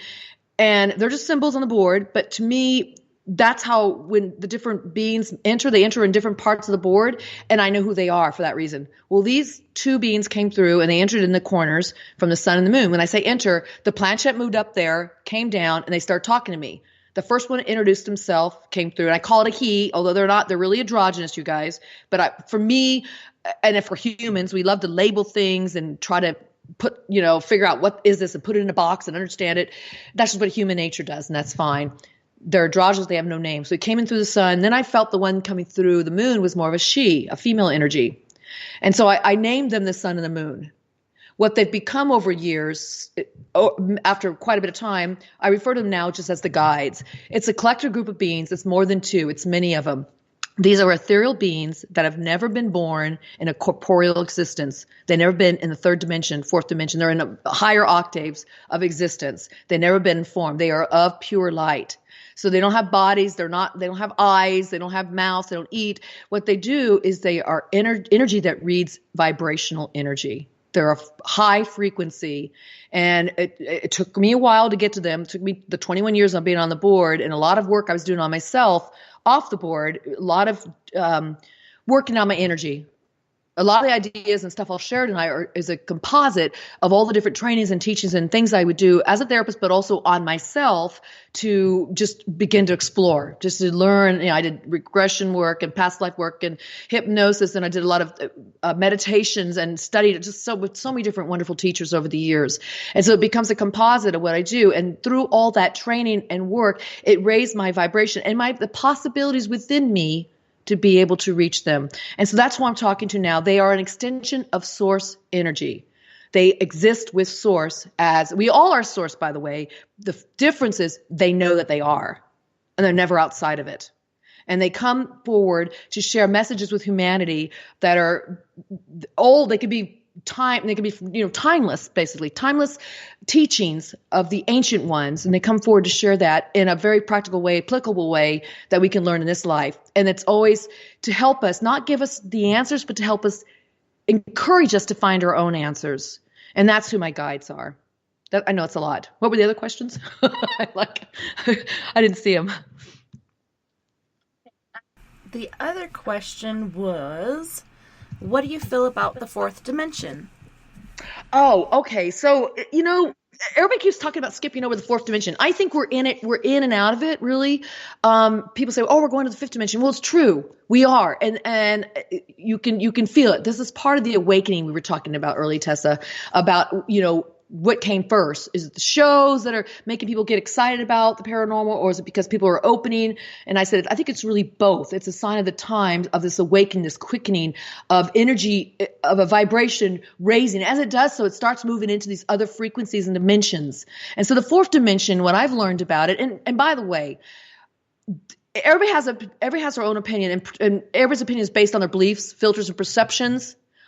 I'm not saying mine's right, and I love having dialogues about that. So people jump in, please say what you believe about it too, and you as well, Tessa. What I've learned about it is that it's a vibration, it's a frequency different than ours. You can phase in and phase out of it, and this is where you see some of the shadow people, and they're not negative. And you see maybe spirits that might be still existing here, or you might see some lower astral level beings. It's a progression. And it's not like it's a stuck place, but it's a progression as you move into the space. And the earth is also shifted. Everything is alive, you guys. Everything is alive with vibration, photons, light. It's always moving particles. We know this. And so the earth itself is a her. She's growing and changing, and she's already transitioning into that fourth, going into the fifth. And we get to decide if we're going to come along with her. Meaning, are we going to be able to make that transition with her consciously? It's all through our consciousness. It's through an ascending, we call it the ascension, an ascending process of raising their consciousness and vibration to all these things we're talking about become more real to people. They become more matter of fact, everyday experiences. And that's part of the transition through the fourth that I've learned about. And the fifth is ultimately what we're heading into. And what I understand, there's so many different dimensions out there. And the dimensions, you guys, are not like levels, is what I've learned.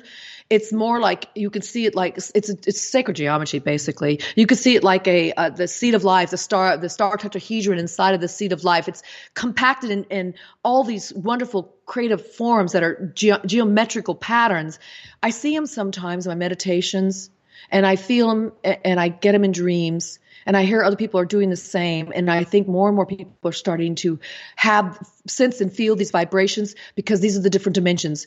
By the way, we exist as multidimensional beings in all these different dimensions right here, right now. Although what you might be mostly experiencing is this third dimension, and we're here chatting in the live room, we're talking, or you're listening and I'm talking, and Tessa and I are going back and forth with stuff, and that's more the third dimension. Yet fourth dimension is when you could do this with people around the world and not be in the same place. And that's kind of what we're doing here. It's technology helps us get there, but technology also interferes with it, because then we start to rely on technology too much, where we cut ourselves off from the core of connecting to earth, connecting to the vibrations around us, connecting to the sacred geometry around us, and actually seeing these patterns. So when you start to see these, feel these, something else is there. That's you right now transitioning into the fourth. And the fifth is when you start moving into it more and more. But again, your body already exists on all these levels. What's happening is you're becoming more conscious of these abilities and yourself existing in these different levels. That's the big difference. There's more of a conscious awareness. I hope I covered that. It's a lot, right? It's a lot. Yeah, sounds good to me. Okay. I see Beyond the Omniverse said we all shift. That's right. Ghost, shadow people. That's right. Cryptids, etc. They're fourth dimension. That's exactly right. That's what I've learned as well. And there's some that can go from the fourth into other dimensions too, depending on just where they are in awareness and consciousness and the vibration. It's all based on vibration, you guys, which is frequency is the rate of our vibration. And not saying one's better than the other. In fact, many are looking at us from these other dimensions and saying, God, I wished I was there, because there's so much growth happening right now. And we are in a place where we get to experience this. This is the place where you come to really evolve and ascend.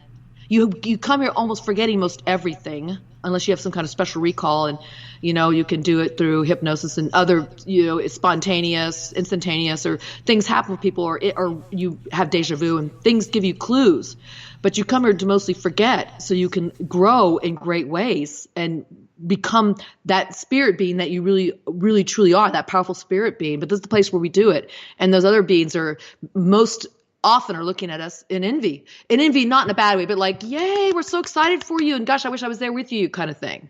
So that's at least the beings I talk to, and the different interdimensional beings I talk to, that's what they're saying as well. And it is an exciting time, and it's cool that it's exciting for them as well. BTO's also asking, I guess his last question in this group of questions, what do you know about this universe, and what do you know beyond this universe? Well, this is what I understand from what the guides have been talking about. There are multiverses. There are so many, and you know what science is telling us. We know this. We know this with science. We know this with our astronomy. We know this with quantum physics. I mean, quantum physics is getting even deeper into stuff. And intuitively we know this. In fact, we've known it for ages. And our technology, sometimes we let that become our new god, a demigod that takes over. We forget to do stuff for ourselves. So it's good to get away from technology when you can. But the universe is a multiverse. It's so many infinite number of universes. And so we never really are done. When I say done, we never really, it's like life, you exist forever.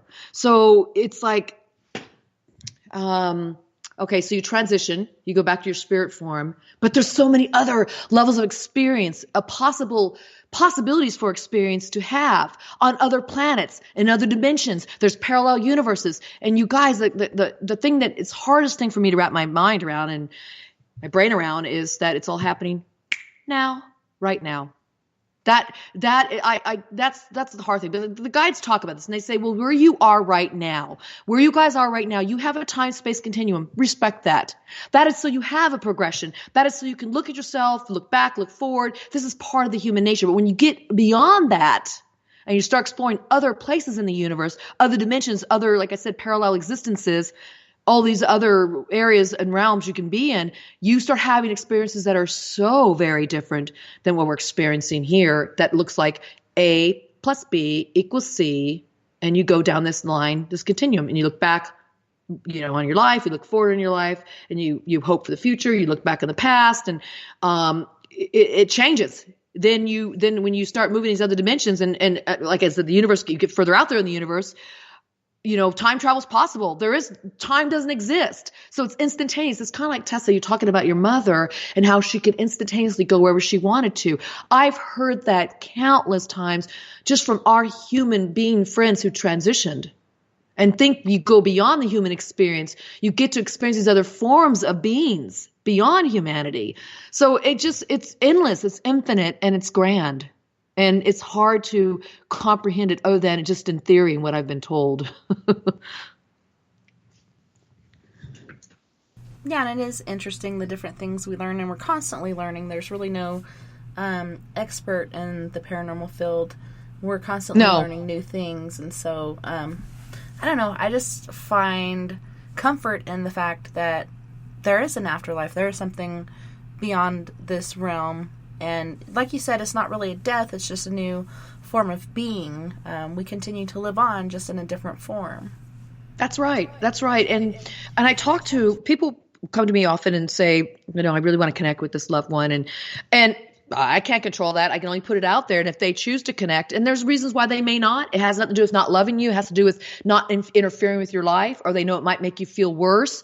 They really love us so much, and they understand love so much more when they're in that other dimension. It's going to get into, again, and we're talking about different dimensions and what's out there in the universe. There's a little more knowing and a huge sense of feeling. So when they cross over, many of them will come back and talk to the people, give messages, and say, "Oh my God, the love here is incredible. I wished I could express this in this life." But I want you to know that I love you so much. And I mean, there's apology sometimes. There's just happiness. There's a mixed bag of feeling and information. But yet the overall consensus is that they're wrapped in love. Now, yes, I've talked to some spirits. I'll just call them that, or you can call them ghosts, that have been in a place of not moving forward. We can call it stuck if we want. And there's reasons for that. And they've come through and told me some of the reasons. For example, there was a woman, it was let me say, it was one of my friend's stepmother, I guess you would call her. And she was kind of nasty in life and just bitchy, just nasty. And so she was afraid. She died. And when she passed over, transitioned, she came back and said, I am so afraid. I'm afraid that, because she was taught she would go to hell. She was a mean person and she knew that. And so she wasn't going to go to hell unless she put herself there. And so we had that conversation. I talked to her about this, and that helped her. That helped her be able to make a transition. But the bottom line was, when we do transition, it's our thoughts, we carry this, or our beliefs, sometimes we carry this, and people are there loving us and wanting to help us, but then we go, no, I don't want to move on. I'm not ready to leave my family, or I'm not, and they can be stuck there. I had another gentleman come through. I wrote about this in one of my books, and he came through and said, oh my God, where am I? Where am I? It's dark. I don't know where I am. I was like, okay, slow down. And he was spelling this on the board, you guys. Okay. So it's spelling, it's going fast. We're writing all these messages down. I'm doing the board with my brother and his wife and their son. And this G being came through, told us his name, and he said, I'm stuck. I don't know where I am. And I said, well, give me a description. And he gave me an address. So we immediately Googled that address. That the son that was in the room Googled the address and said, yeah, this is a real address. I go, yeah, I'm not surprised. So he said, we're going to help you. And he just was frantic. I said, well, you know what? We'll come back. We're going to help you. The next day we found that address, drove to the address, and it was a funeral home. And he goes, the address is, I see it on a building. He goes, but I can't see where I am. And so it was on a funeral home. And we're like, oh my God, what's going on here? So we get back and go, we know where you are. You're in a funeral home. He says, but that doesn't make sense. I don't remember being in a funeral home. Well, we talked to him a few times later, and it turned out he wasn't a funeral. Well, okay, let me back up. We talked a little bit more about where he was. He said, I want help. I don't want to stay here. Help me. So we brought the angel. I have an angel that helps with the deceased people, the transition people, and came through and helped him work with the light within, to not be afraid anymore and to move forward with his loved ones. We talked to him later after he made a transition where he wasn't stuck anymore. And he said, the story is that he had lived in that land at the time. It was not a funeral home. It was property that he worked the land. He was working so hard in this land to make money so he could own his own land. He was a young man, I think at the age 27, and wanted to get married and start a family, but he wasn't going to until he had enough money. He's putting off his life to just work himself to death. Basically, he worked himself of a heat stroke and died. And what happened was, when he died, he was so disgusted with himself that he didn't accomplish his goals that made him be attached to the land. And subsequently on that land was built a funeral home, 50, 60 years later. And that's why he didn't know where he was. He just saw the address. It wasn't that he was stuck in the funeral home. It was there because of, being stuck in that life. And I asked, I said, what is it that you learned from this? He said, well, I'm learning that you really have to go for the things in your life that you're going after, but not hold yourself back because of this situation or this situation. And so there was such a healing for him, an ability for him to recognize that now from the other side, looking back and seeing where he, could have progressed further. And so the next time around, when he comes back to live his life again, which he probably will, he has a new understanding, and you get to take those understandings with you. And you may not always remember them, but there'll be something in you that'll say, hey, maybe it's not worth it to work so hard this time around. Maybe I should also try to enjoy my life. And I'm certain that's what he'll do in his next go around. But there's stories like that where they'll come through and they tell me all this. And I don't necessarily get the full story in one sitting. I have beings that'll come to me a year, in some cases 3 or 4 years later, that'll come back and say, this is what has happened to me. Thank you for that help. Or this is what I'm doing. So it's kind of like being on an operating switch, back in the old days when they had the operators that would plug you into different switches so you could have your conversation, and they're all coming in at once and you have to slow them down and say, okay, one at a time kind of thing. And so, I developed the whole theme of having a control or a bouncer, a special spirit friend on the other side that would help me with these conversations. They would be there to moderate them, not unlike a master or mistress of ceremony that would help let the turn, grab a ticket, come in, and you can have your comments or questions with Karen, and we can have a session here. But let me go back to that light thing we talked about earlier real quickly before we move on to another question. When I was talking to you, you become that light within. What happens is, I found after using it for such a long time, this tool, the beings that were in a place of transition, not really quite moving on, were attracted to that light, and they wanted to know what was going on.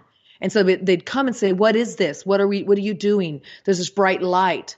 And that would be our way to start navigating and talking to them and communicating with them and help them find the light within. So it's just a really interesting process when you start working with these different spirit beings. Yeah, it is interesting. And I heard somebody tell me, the reason why you have all these spirits coming is because you guys are basically magnets. Once one knows, they'll know, and they either want help or, generally it's some form of help.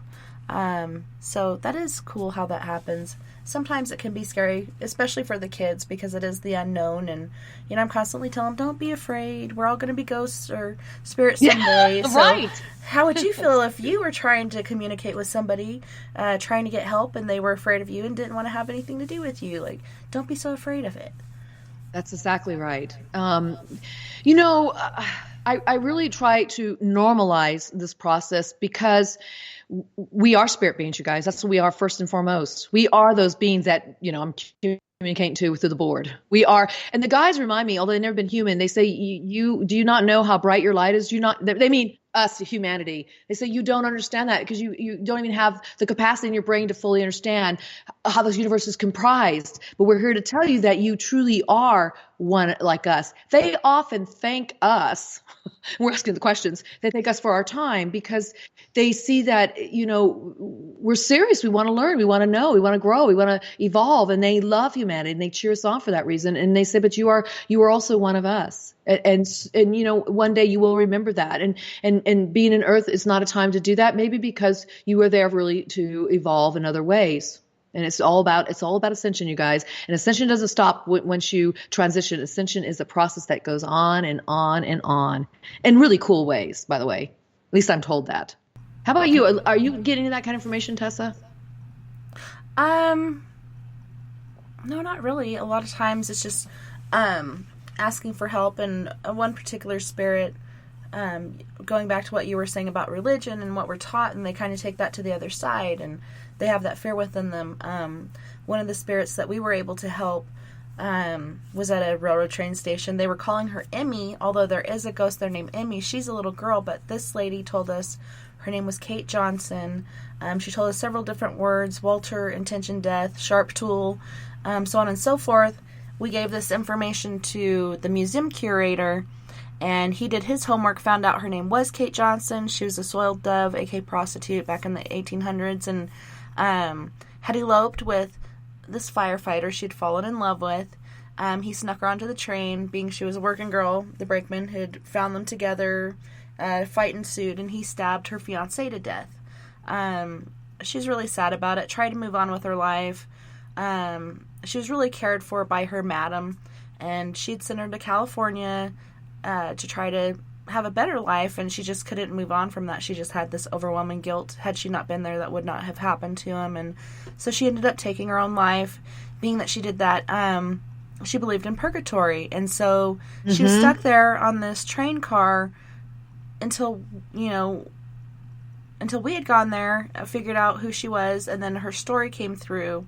Of all things that released her was this Catholic school class, and the museum curator was going to tell him the, small version of the story, but ended up telling him everything and took him onto the car and you know how the cars kind of go back and forth when you're walking on them. He thought that they were following him out. As he went down the stairs, he could hear them saying this prayer.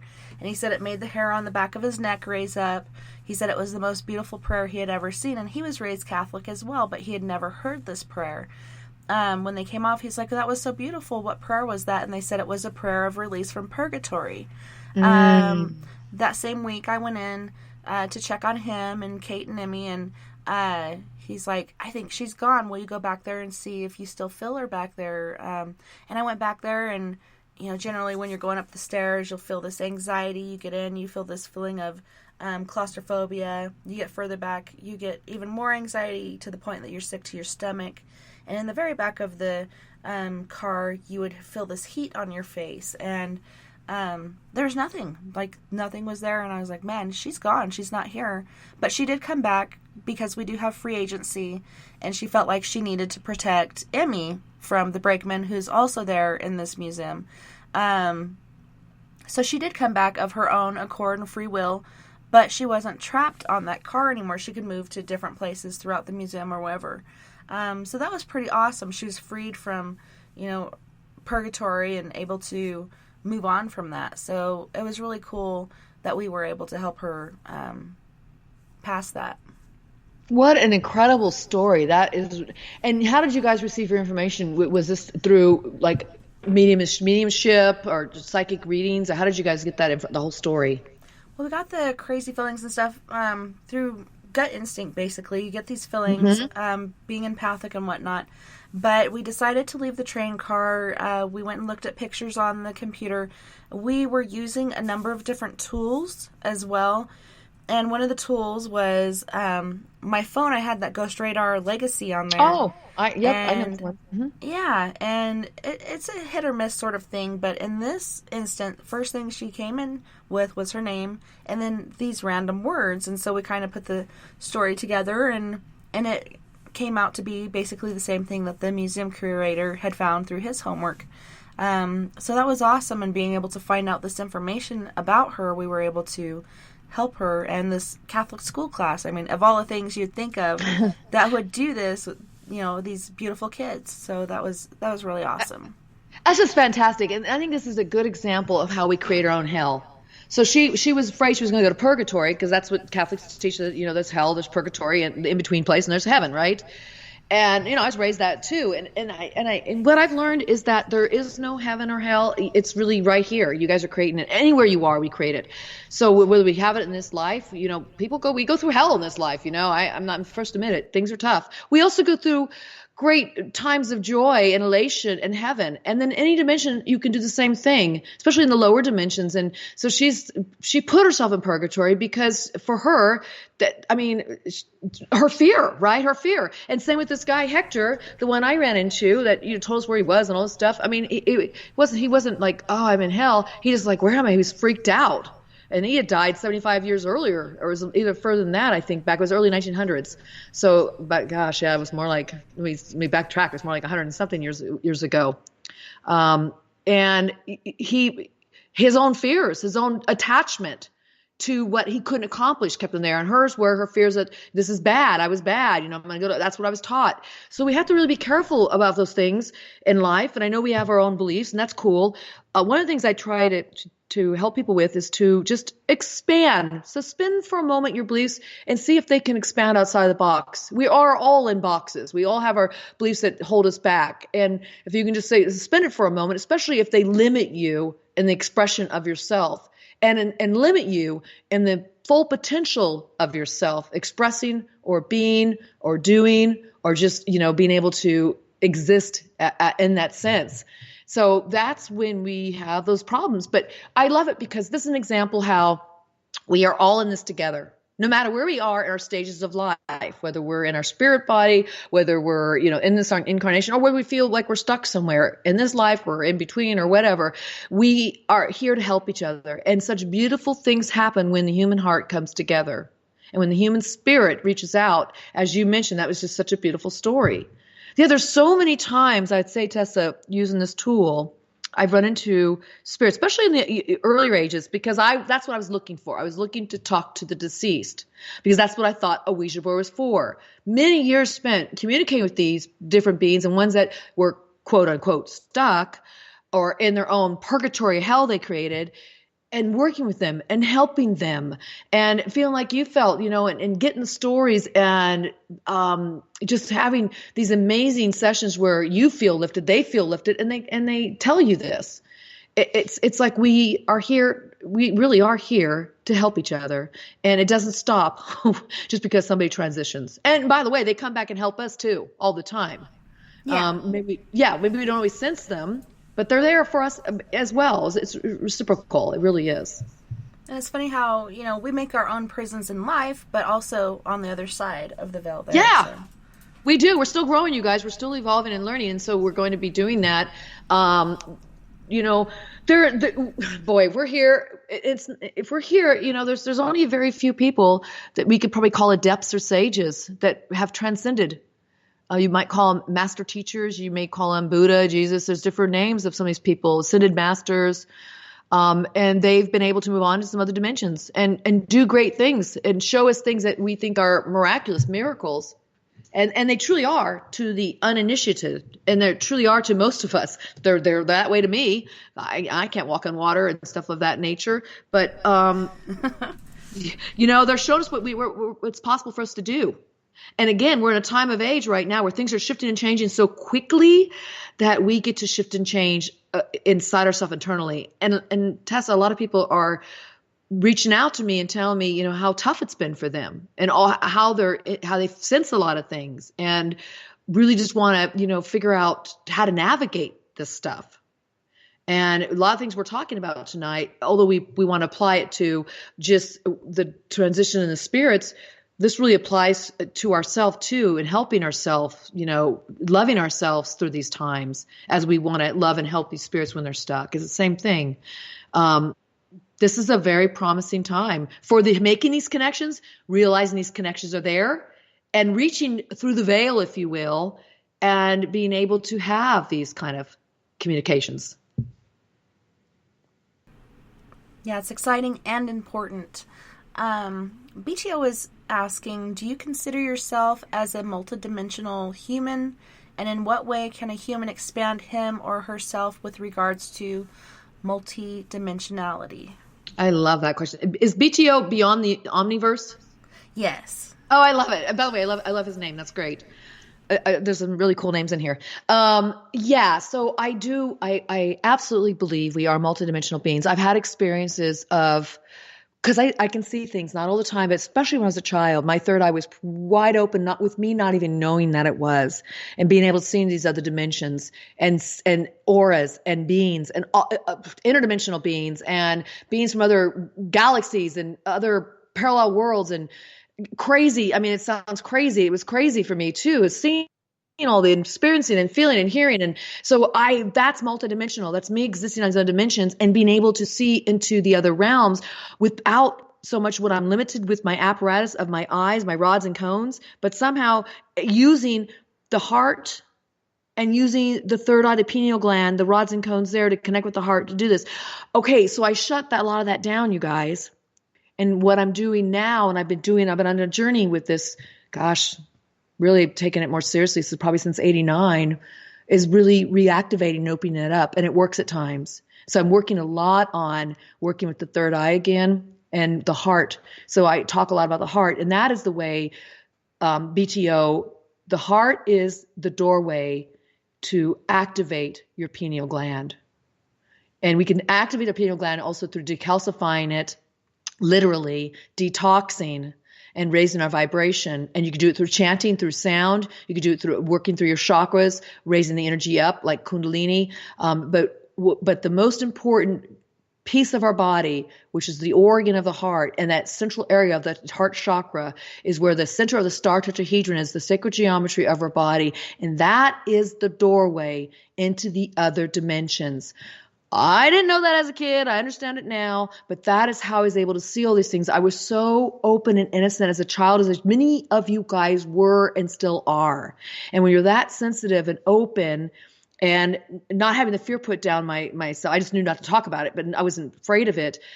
I was able to access these other dimensions. The dimensions exist within yourself. You access them there first, and then you find that you can access them that are around you as well. But it starts all within. So it's really important, you guys. One of the most important things, and this goes back to the energy within yourself, is to work on activating your heart chakra. I always believe in grounding your chakras. I always believe in working with all the chakras. But when you start working with the heart chakra, you're actually bringing the higher chakras together and the lower chakras up. You're meeting in the middle, and this is your doorway. You're beginning to crack that door open so you can start to travel, converse, communicate, commune, navigate the dimensions, and actually be able to literally see them. Do you see them with your eyes? No, but you see them with the pineal gland. You see with that inner eye, which has rods and cones in it, and you literally, it's out there. It's physical. Where these beings, I've had who I call the guardians. I talk about this a little bit on my channel. It's going to be more of this information is going to be the book I'm writing now. I'm really getting into a lot of this stuff and helping people learn to do this stuff and navigate it. When I was young and when I was seeing, not understanding how I was seeing, okay, you guys, I'm figuring this out now. It's like I'm putting the pieces together and working backwards, and I have guides helping me do this. I have a whole new set of guides have come in to help me do this as well. And that's a whole other story. I'm not even going to get into that one yet because I haven't publicly shared that yet. It's really a cool story. But I started seeing these beings who I call the guardians. They'd come to me usually when I was asleep, and I'd wake up. It wasn't a dream. And I'd see them in my room. They were these huge beings of light, super large, no form really. And I didn't know what to call them when I was young. So I would call them Santa Claus, the Easter Bunny, the Tooth Fairy, because those to me were the mythological characters that could come and appear and time travel and pop in and pop out, and they were, loving. They'd give you treats and they love you. It's who doesn't love the holidays? So that's why I call them. But they literally, I've been touched by them, by these interdimensional beings, physically touch and just come to me and just put their hand on my face one time and just lovingly touch me. And I could hear them speaking. It was all in my mind telepathically. But I had so many more experiences about that. And I'm coming out more of this information in my fourth book because I really think it's time for people to be able to start to work in these realms and to not be afraid of them. And the board is a part of that, but there's so much more and so many other ways to do this. And all that stuff, you guys, that I'm talking about right now was done without the board. Well, since I've been back in touch with the guardians, I haven't been able to see them again. They're around me, and they have communicated with me or through my messengers through the board. So I'm still able to have them come back. As I said before, the Ouija board was really my lifeline back into the other dimensions. And what you find, you guys, when you start doing this work, and if you realize you can communicate in these different levels, you realize that you actually agreed to do that, and you had relationships with these beings before, and that's what I've discovered. We're down the rabbit hole now, okay? This is where it goes when you start exploring yourself with these tools, or even just with yourself within, because as the guys always say, you ever wants to go look at the universe out here, out there, outside yourself. They said, first go within and discover the universe within, and then everything will start flowing from there. Carl in our SOR Space Travelers was wondering, how does one find groups or users of the Ouija board in the Phoenix metropolitan area? Any pointers? Yes, Phoenix is active. So Phoenix has some really cool metaphysical stores. And that's where I would start. I can't remember the name of the one. It's not too far from Scottsdale, and I've been to it before. It's really a lovely place. And you can go there and look on the board and see if there's like groups that are going on or people that are interested in getting together and doing some of this work. It may be a group that's into divination devices. And so you might want to join that group. Or you could start one yourselves, and you can even ask people those stores if they have recommendations. Most of those people are pretty open in those stores. Every store I've gone into, some people might give a warning, and that's probably not the store to go to. That's not going to help you with the Ouija board. But the other thing, as I mentioned earlier, is to start your own meetup group, you guys. People want to do this.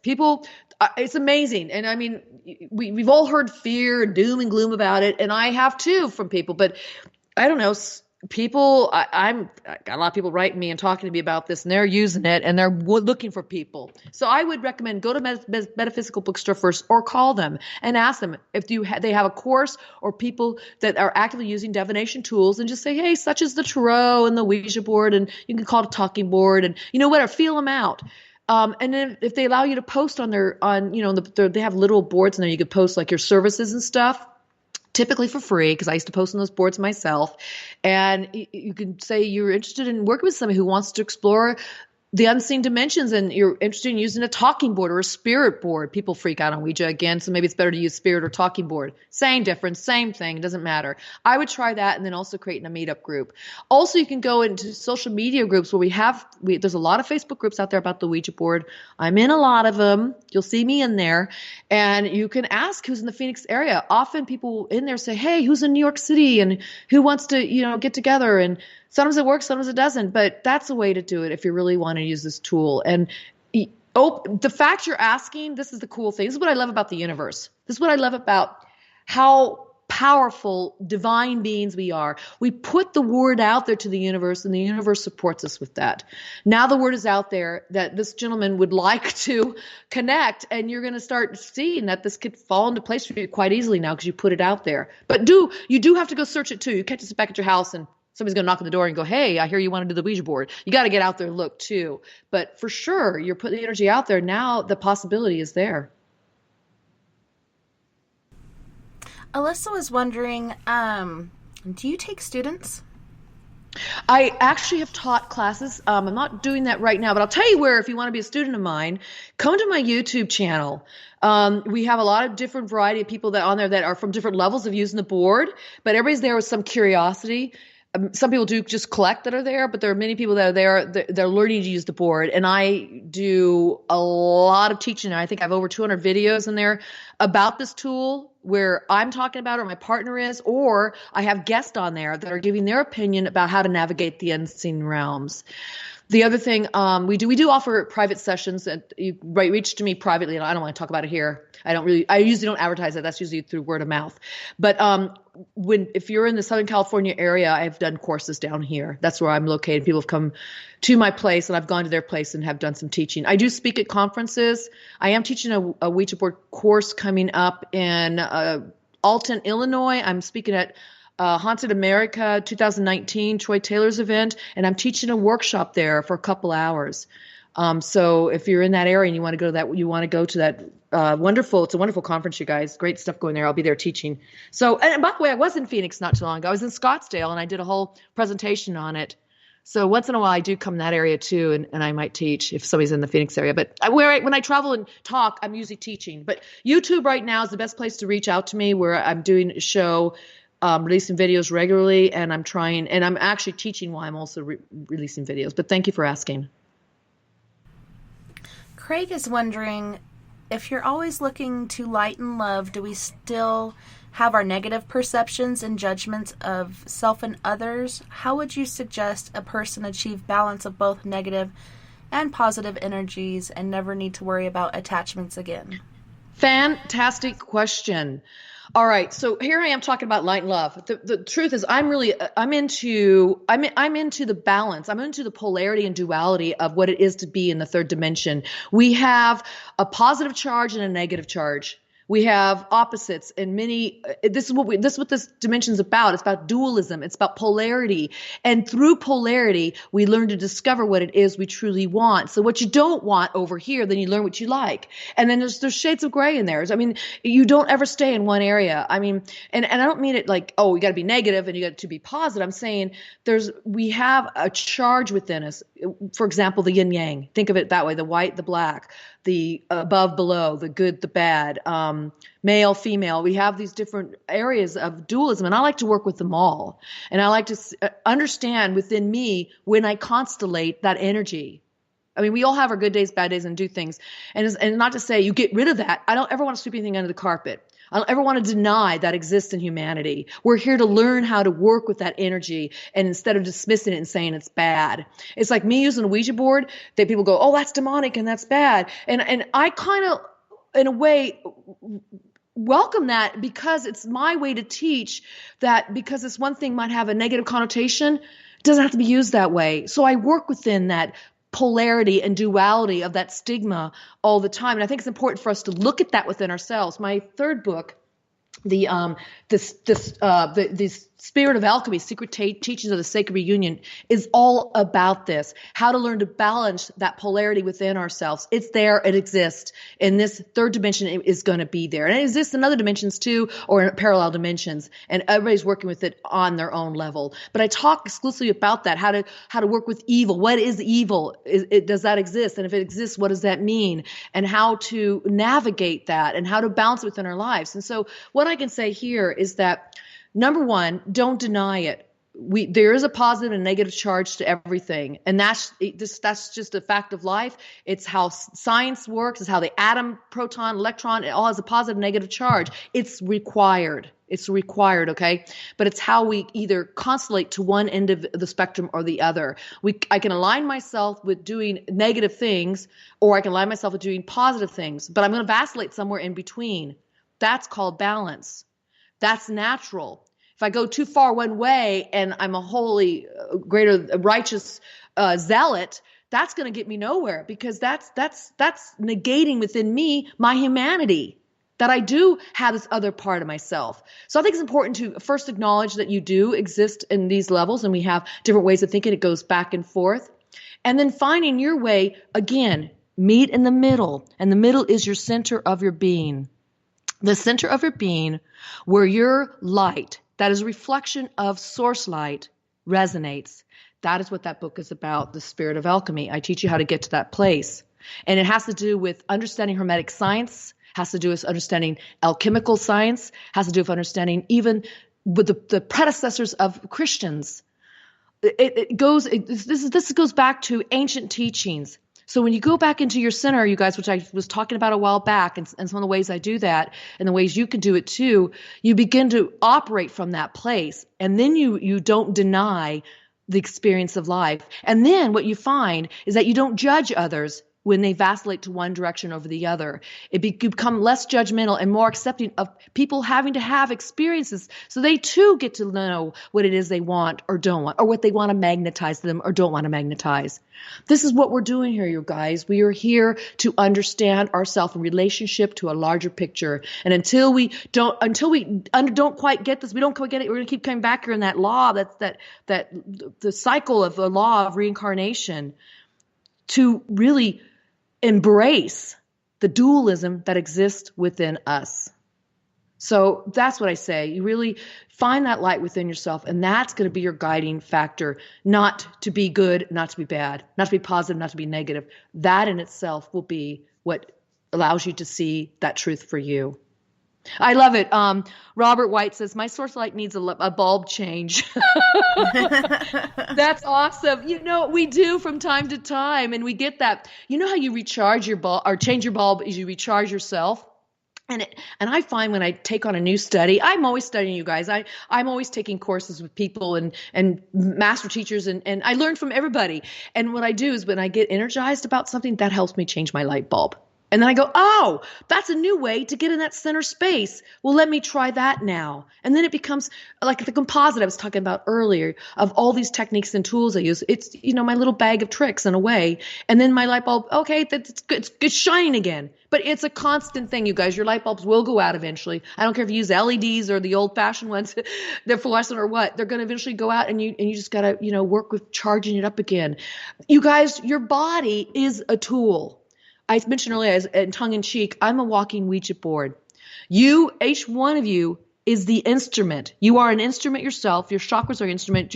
The sounds that your body makes, the organs in your body, the visualization, your ability to walk and move, that is your instrument, you guys. That is how you do this work. If the board doesn't do it, I'm doing it. And what I'm talking about are ways to augment those energies within yourself. So you don't have to worry about the outside, what's happening in the outside of you that's going to attach to you, because you know who you are within. You know your energies within. And that in itself sends out this powerful light, this powerful bubble of light, this powerful radiating light that I was talking about earlier that the spirits see when I start using the board. We all have this, guys. We all have this. I hate to interrupt, but we do have to go to our second break. Okay. So good time to do it. Yeah. You guys don't go anywhere. We'll be right back after these messages. Heading to Vancouver and looking for a night on the town? The Moose Vancouver is the bar that never stops rocking until 2 a.m. every night. The Moose has great food with everything on the menu from $6.95 to $8.95. Fantastic, vibrant staff and rock and roll that will bring you back to when the music was real, the hair was long, and the guitars were rockin'. Get your party on at the Moose Vancouver, the official party bar of Spaced Out Radio. Get your horns up with me on Spaced Out Radio. This is Ron Bumblefoot Thaw. Come tune in to SOR where you can hear me rock out with Little Brother is Watching, the official theme song of Spaced Out Radio. And then come on over to bumblefoot.com where you can find out about my tour schedule, my music, and everything else. Bumblefoot.com keeps you up to date on what I'm doing and the best way to stay in touch with my music and music camps. Sign up for my newsletter at bumblefoot.com and remember, Little Brother is Watching. Looking for the stories of the strange and weird that you will find hard to find anywhere else? Check out the SOR Newswire on our website. Our writers, led by Captain Shirk, are scouring the world for the oddest and most bizarre stories we can find. Everything from weird crime to suspenseful and paranormal. We're working hard for you to bring you the most intriguing news of your day. Check out the SOR Newswire at spacedoutradio.com today. You hear footsteps in the empty room above you. A rocking chair begins rocking by itself. Don't be afraid of the things that go bump in the night. Reach for Spirit Storybox, the iPhone app the Huffington Post UK called the only ghost hunting app you will ever need. Spirit Storybox. The spirits are telling their stories. Are you listening? Hi there, this is Geraldine Orozco from San Francisco's Bay Area Meditation.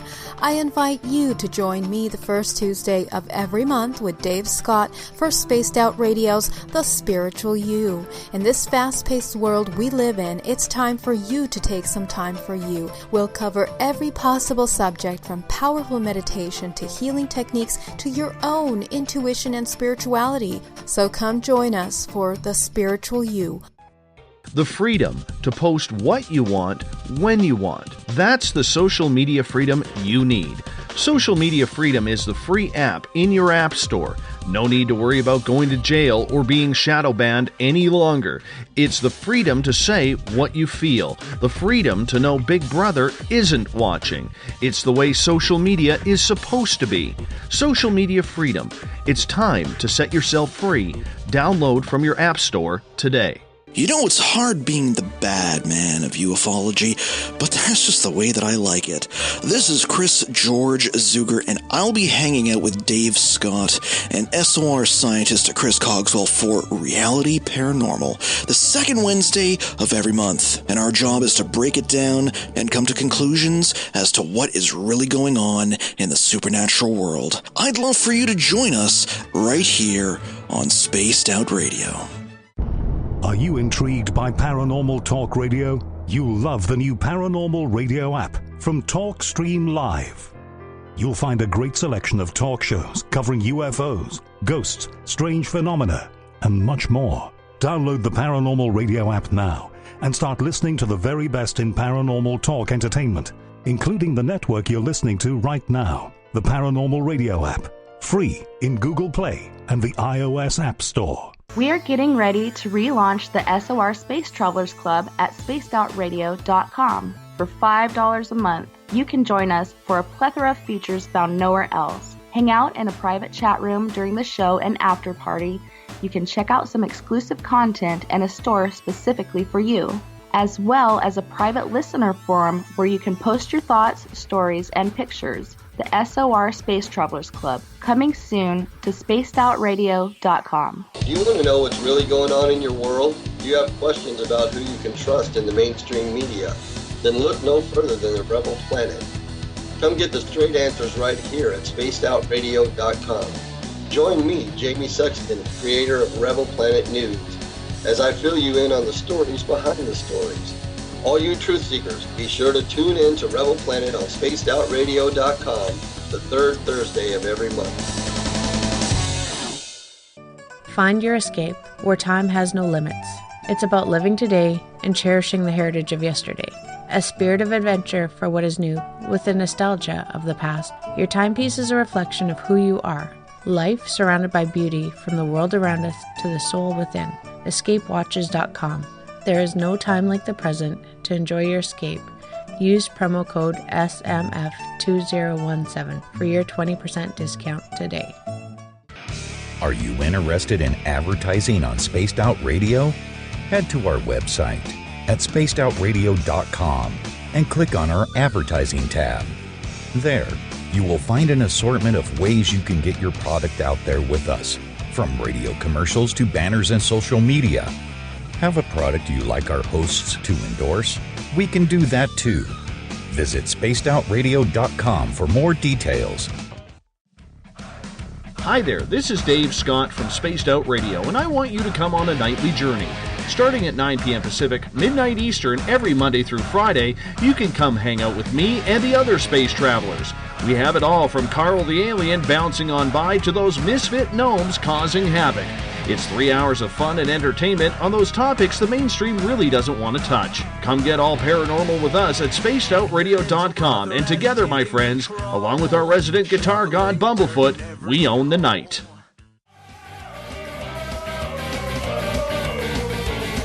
Sit back, relax, grab a drink, and listen closely. Spaced Out Radio continues through the weekend. From the mile-high mountains of Colorado to you, listening around the world, this is Spaced Out Weekend with Tessa Nicole Thomas.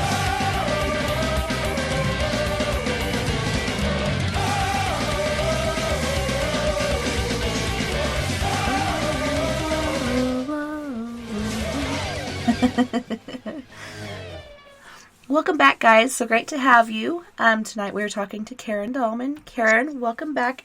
It's been very interesting and informative so far.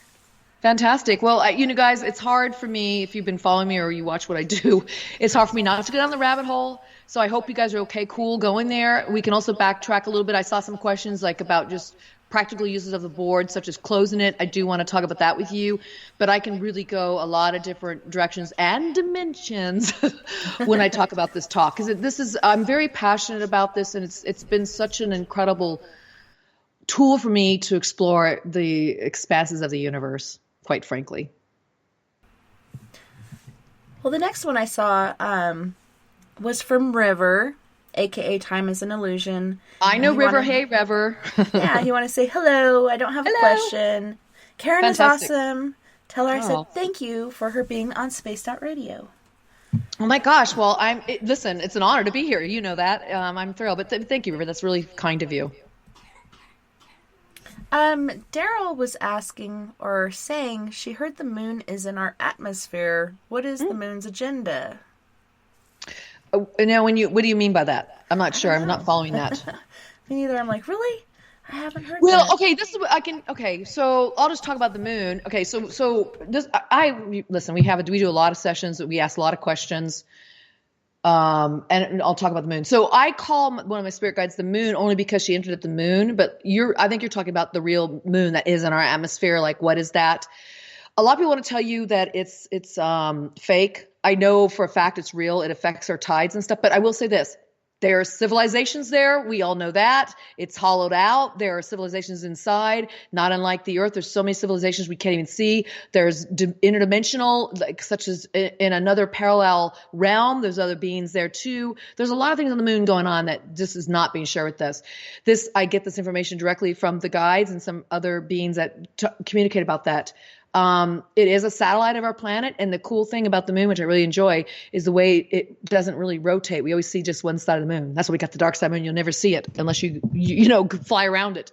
But it is one of our satellites. It's been there for a very long time, and it's definitely a real planet. But it has a lot of activity and a lot of stuff built there. Yeah, it's amazing all the things we're finding out about it, and I use a lot of cameras and such, and I've gotten some interesting things around the moon, and I don't know what's going on with that. I see what. So Dara Polia asks, I heard the moon is closing in Earth's atmosphere. I'm not aware of that. That'd be a fantastic question to talk to the guides about. And I wouldn't be surprised. There is magnetism there. The guides talk about that and say the moon. People have asked the guides many times about the moon, and they say that moon is absolutely a real planet. It's not just a satellite that was built, but it has a lot of structures on it, and it has to do with magnetism. You know, it has to do with magnetism and also the speed at which it's moving, and also gravity that holds in our space. I would be surprised if it's shifting. But I don't know about going to crash. I have not heard that if the moon is going to crash. So I don't know. That's a very interesting concept. Yeah, I don't have an answer to that one for sure. If I may, I want to backtrack a little bit about the board. I see some good questions coming in about the board. I want to say somebody, I think it was Sharon that asked earlier about closing the board. And I do think it's important to end any kind of journeying work you do. I call this journeying work because I'm going into other dimensions, because I want to say, hey, I live here in this third dimension. I need to come back to my grounded life here, but I can also go over there. And as the guides say, it's really important to be in this dimension. You chose this, and it's all to love yourself and us to love you, to help you evolve. And so I do close down a session. With the Ouija board, there's a misnomer out there that you have to, the planchette has to go to goodbye. That's just a silly wives' tale. It can. My planchette has never moved to goodbye. In fact, what I do is just say, goodbye, and the energy lifts and leaves. But the truth is, the spirits never leave me. They're always around me. It's not like they're hanging out, but it's like I can access them whenever I want to, and they're right there. So you just have your own routine ritual if you do this work, any kind of work, for closing it down. It could be with a board, it could be letting the planchette go to goodbye, or it could be just the planchette stops, but you say goodbye, I'm done, put the board away, or go back to your regular life and, drink some water, ground yourself. And now you're a person now that lives in this third dimension. So have an opening and closing, as I mentioned before. I saw another question, you guys. I think it was Robert White asked, somebody asked me about, there it is. Have you ever had a planchette created out of crystal for the Ouija boards to use? And is one of the planchette per board, are they able to be used on different boards? I love these questions. So I've used a crystal that was purposely poured and made, a handmade crystal kind of thing, with a gentleman named Barry Strom. You may know him. He and his wife Connie do a lot of channeling on a talking board now. I think he's channeling directly. It was a spirit board that was made out of crystal, and his planchette's crystal. I have a glass board, talking board, and a glass planchette. They work phenomenally. And by the way, Robert and everybody out there, I use many things beyond planchettes to use as my indicator. I've used a CD. I've used a plastic lid. I've used shot glasses. I've used a double old fashioned. I've pushed around my phone, my mouse as a planchette. You can use anything that's going to move and flow nicely. And you can use your planchettes on different boards. Nothing's married to each other there. You can just use whatever you want to use. Coins, rocks, stones. I've used it all. And I do a lot of videos on and demonstrate how this works. And by the way, along that note, I want to say every single board will work as long as you work, meaning you've made that connection and you know how to use the tool. What did you want to say, Tessa? Did you want to talk about something?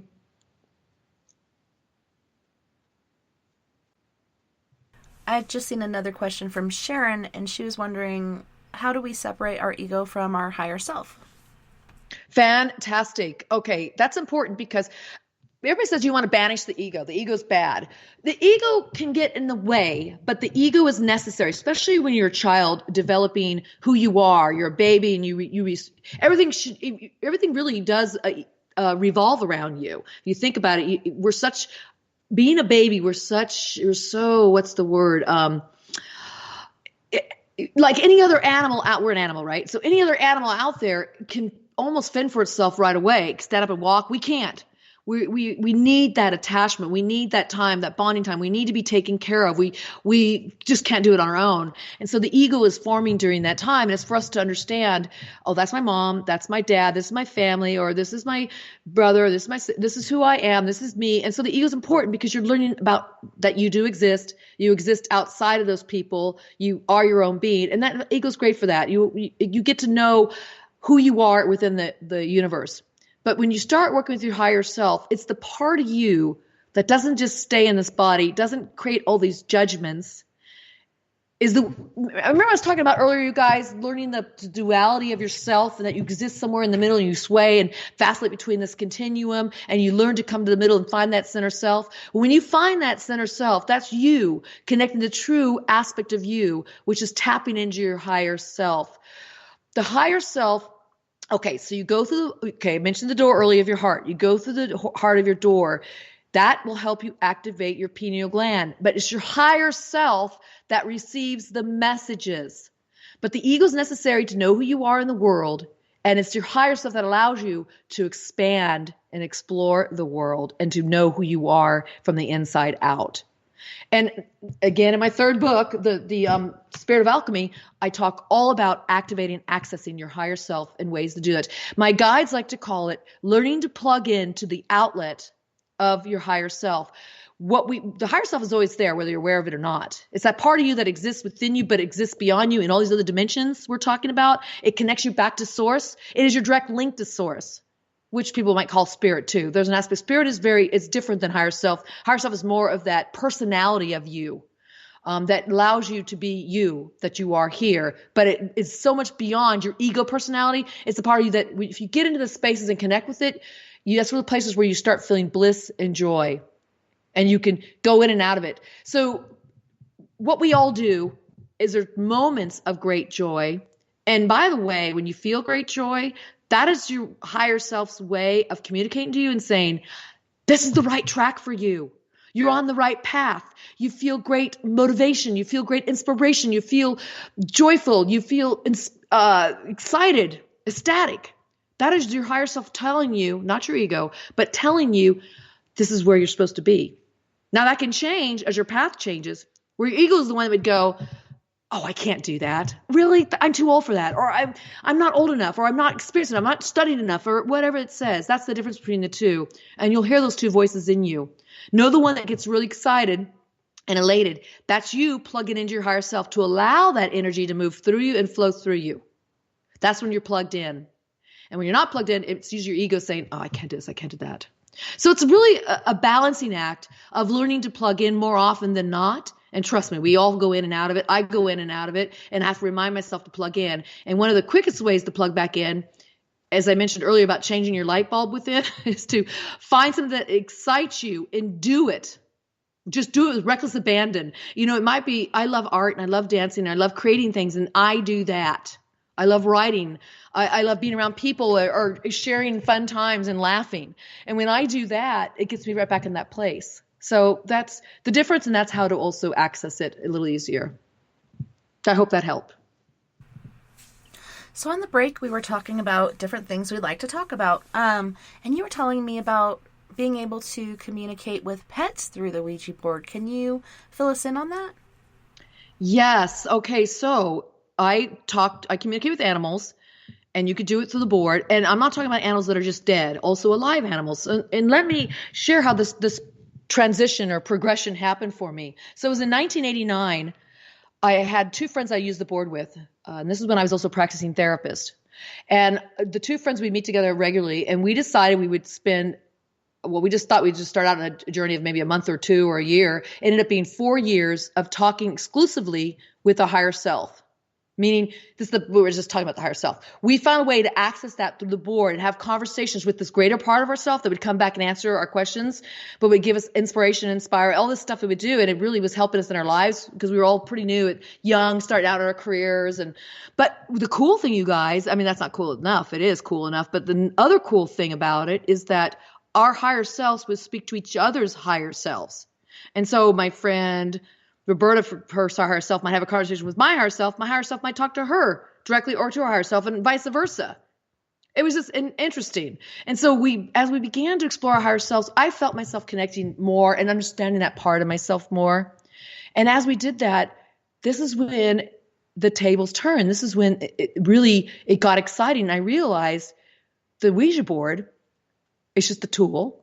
It's really us doing this. We could learn to communicate with other sentients, other sentient beings around us, near us, and things that I've always wanted to communicate with, such as angels.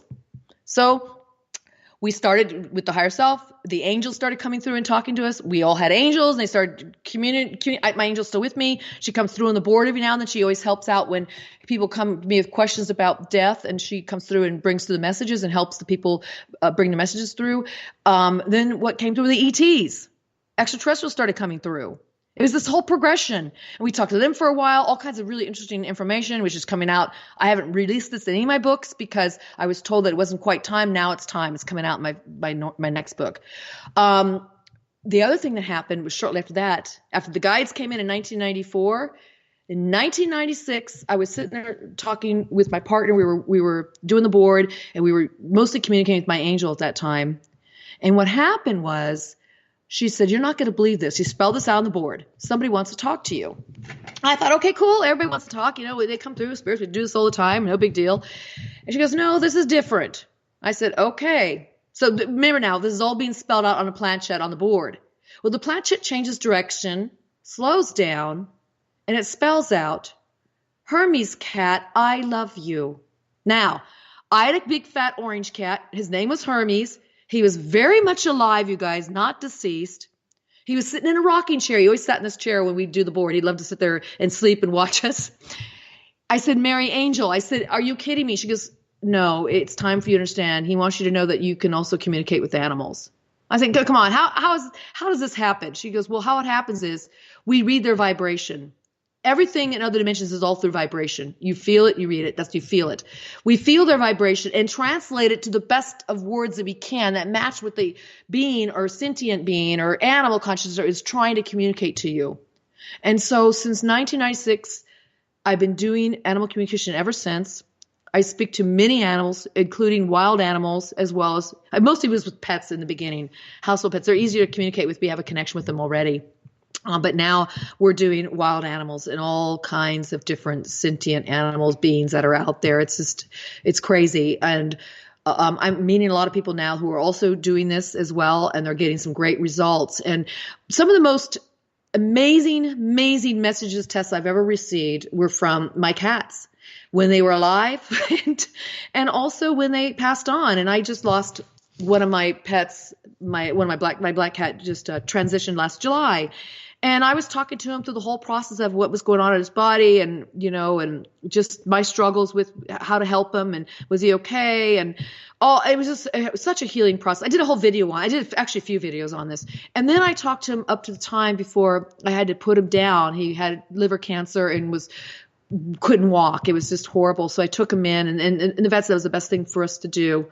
They were monitoring him this whole time. And it took him a week. It was really quick. This whole thing came on and he was like out, gone. And so he talked to me after he transitioned and continues to this day to talk to me. And they say the most direct things when they're alive and they're funny and they have humor. But when they transition, there's a wiseness. They're a wise soul. You guys, the animals come into our life as our master teachers and healers. We think we help them and rescue them. We do. We help take care of them. They need that from us. And they deserve that when we take them into our lives. But they are here to really help us and teach us. And it's such a beautiful relationship we have with them. They know unconditional love like no one else does. And that to me is just, it's beautiful. It's always emotional in a beautiful way. And the animals really are here to help us activate that heart chakra we were talking about earlier. So you can use this tool to reach into other dimensions I mentioned where spirits are, but also, as I mentioned, ETs, angels, it's infinite. There's so many more things you can explore, but definitely if you're using this tool, try communicating with your animals. It takes a little bit of time because you have to learn to make that connection first because it's a different energy when they come through. You can definitely feel it's a different energy, but they can come through and with the help of one of your bouncers on the other side, mine in this case, now it's this consciousness of animals that comes through and helps them communicate. And they come through often. People ask questions about their pets and that's who comes through and gives them a message. Sometimes the animals come through directly, but they're still being helped to interpret what they want to say to you or express to you in the best words that these other beings can help them do. Yeah, here we go. So Time is an Illusion said he talks to his animals on the board too. And I'm very much aware of that. Yeah, he does. It's really a interesting thing to do. And it's beautiful, you guys. It's beautiful and it's fun. And you can have that connection. The connections continue on. Even when they pass on, transition, they're still with us. And they love us so much. They love us unconditionally. Yeah, and it's funny, it never really did occur to me to try to communicate with a pet or, living or deceased through a talking board or a Ouija board or whatnot. It's a cool concept. Yeah. Well, you don't think of these things. I didn't think of it until, it was 1989. Oh, that's when I did my higher self. So 16 years later, I go, let's talk to something else besides dead people. And then, I said, let's try angels. And then it just went on from there. And then they started coming in on their own. That's what happens. And it's definitely a positive thing when you stay positive about it. I have no fear of this tool because there's no fear to have. It's just a piece of cardboard or wood, or I have a glass one, like I mentioned, and cardboard compressed particle boards and real true wooden ones. My oldest board is the 1892-93 circuit board. I have them all over my house. I love them. I appreciate the history of them. That's why I'm part of the Talking Board Historical Society. I really appreciate the rich history and why they're created, who used them, and to celebrate and preserve that history and to share it with people. There's so many things about these tools we don't know. And I hadn't really heard of people talking to animals. That just spontaneously happened. I never knew anybody who did that. And then I'm doing it now, and I know a lot of people are trying it too, and they're getting such great results. So you guys, the sky's the limit and beyond. Really, it's beyond the sky when you start exploring the unseen dimensions, and not just with the board. If I could, anything to take away you could take with you today or tonight from this talk, or this morning about this talk, is that you are living in a world of infinite possibilities, and it's up to you to choose through the choice of your free will what it is you like to experience and to explore, and have absolute joy doing that. Absolute joy. Have you ever tried to communicate with somebody on a Ouija board who's in a coma? I have, and I've had success. I spoke with my aunt. I had permission from the family, and I got all kinds of information from her. I've also spoken to, here, we'll go further out there in the rabbit hole. I spoke to a fetus in the womb before it was born. There was a mother that was really concerned. She had just a terrible upbringing, real horrific, all kinds of abuse. And my background, by the way, as a psychotherapist, is with dissociative disorders, which means people that have really suffered some extreme abuse. I'm not afraid to go there and work with people on that level. And so anyway, so she came to me and said, I'm really worried about being a mother. And she wanted to have a session, and we did one. And basically her fetus, I didn't know what was going to happen. It's the first time talking. I've spoken to several fetuses since then, but this fetus came through and said, yeah, we chose each other. You're going to be a fantastic mom. There's stuff for us we agreed to, and I'm here to teach you, but you're going to teach me so much. It's going to help me. And yeah, we're meant to be here together. We chose this. And who you're going to be is going to be a fantastic mom. And instead, it was going to be a boy. And so she wrote to me later after we had the session, and she reached out to me and said, that's exactly what happened. It was a boy, and I'm enjoying motherhood, and I'm doing so much better than I ever thought I would be. And that was a couple years later. So you can, people that when they are in coma and they want to be helped, the fetus wanted to bring that message to her mother or his mother, because he sensed that, the fetus could sense it. The other thing he mentioned was he was in and out of the body. He was mostly around her watching, but in and out of the body. He hadn't fixed himself into the body and wasn't going to until after he was fully born. But I've learned that from many different occasions where I've heard the spirit will go in and out of the body. And even when it's born, it might still go in and out because it's not used to being stuck in something. It's used to the freedom of coming and going. We're spirit beings, you guys. And all of a sudden now we're encased in this little box in a sense. The possibilities, again, are limitless for this. And I know people are trying all kinds of things now. I'm pushing boundaries extremely with all kinds of situations. I've had people who reached out to me and said, just talk, like I mentioned earlier, would you get a message from my higher self? Because I really want to know what my best self of me thinks I should do or help me. And if it comes, I can't control what's going to come through. Again, it's whether you believe it can happen and you're open to that happening, it most likely will happen, or you'll get a message about ways to make that happen. It's just, no question is a dumb question. Every question helps us grow, and every question, even on the board, can help you grow. But I got to tell you, when I do this work, I'm serious about it. I'm not joking around. I've gone through that as a child. I sat in the graveyard and did it and made it. And I realized that was stupid. Nothing really came of it. Nothing bad, but nothing really awesome. When I learned it was intermittent for me as a younger kid, of course, for playing around and experimenting. But as I got more in my teens and college years, for sure, I was serious about this tool, and I saw what it could do. I experienced it firsthand, and I watched how people who were there in my sessions, or even were maybe using the board with me, it changed their lives. It changed the trajectory of their life to explore, or to have closure on grief, or to learn something new, or to get confirmation or validation, or whatever, all these things that happen when we, get some information that's given to us that seem to help us. And I saw this happen so many times that I said, you know what, this isn't about fun and games. Although I have a good time using the board, and joy brings a heightened vibration, which helps the energy and the work happen.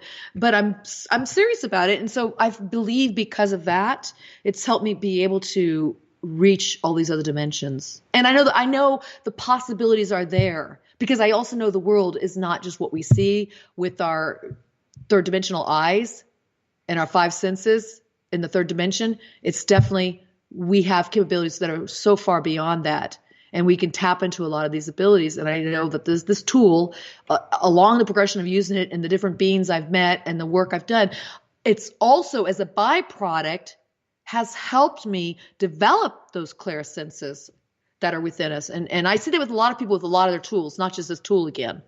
Again, the tool didn't do it for me. It's my use of it and me becoming my own instrument and sharpening my skills using a tool. It's like you become a master craftsman. You're no longer a journeyman learning how to do something. You're actually the master craftsman teaching. And that's what's happened for me. I was a journeyman as I was exploring. And then I become this master craftsman because I really have perfected my use of using this tool. But because of my serious nature and all the years put into it and the work I've done on myself, that it comes very, very easily and naturally for me. And it's always beautiful messages, always. For those reasons. And so I wish that for anybody that ever wants to try this tool, and I think it's one of the main reasons why I write my books, is to, first of all, to break through the stigma that's out there, and to also shed light on this is only one small facet of a greater picture, of like a diamond, of one way to, explore, discover, and begin to learn more about the universe. It's just one little way to do it. It's not the only way. It's a very small way, but it absolutely can work. And it does work for me. And many others I know as well. Yeah, and it's awesome that you've been using it for so long, and you are coming up with all these new and different ways to use it beyond what, other people would think of. Well, I know, and when I got the board, I thought, it's just for talking to the dead, as I mentioned earlier. I mean, I'm like, that's cool. So I did that for like 15 years. I'm like, okay, what else is there? But it was a gradual progression again because of things I was studying. It opened my own mind. I think studying, education, reading, learning, reaching out always is what is the most important thing here. It's the most important blueprint or building block that you can add to yourself, because it's going to open you up to, that's an option. Oh, I could try that. Oh, and then they just build upon each other. It's just, it's an incredible evolution. It really is. Have you ever had, excuse me, aliens or extraterrestrials come through the board? Oh yeah. They started back in that period of 89 through 93. And I was like, what is this stuff? They started talking to me about Maldek and the purple spiral and how they were at a planet at war. And I mean, it was out of control. I was like, what is this stuff? This is before I even knew what Maldek was. And there was no internet to go search this stuff. But they still come through. And they come through when they choose to. It's not like I go, hey, I'm going to call upon the animals. They're going to talk to me, or my cat. It's like they choose. They definitely have free will. And I've spoken to some really all the ETs I've spoken to have been nothing but very beautiful, and they love humanity, and they're voting for us. And the ETs I'm talking about, they look very much like us. There's some type of form of a humanoid-looking form. They've asked me these questions. Some of them fly in crafts. Some of them travel different ways. I've had them travel to me and visit me in orbs that I've been able to see. It's just amazing. It's amazing. This is really a great cosmic phone. Again, it's because I've become that. I've developed these abilities, and many people can have such conversations through other tools, as I mentioned before, and just yourself being the tool. But yes, the ETs are there. They're even more around us. You hear it a lot in different shows. People are very much aware of this. People are seeing them. I've had experiences myself, many experiences when I was a child, seeing them, and even when as an adult. They're out there. They're here, and they really do want the best for us. There's always negative apple or bad apple in every group, you guys. In every group, they're there. Any group that's like still evolving on these levels.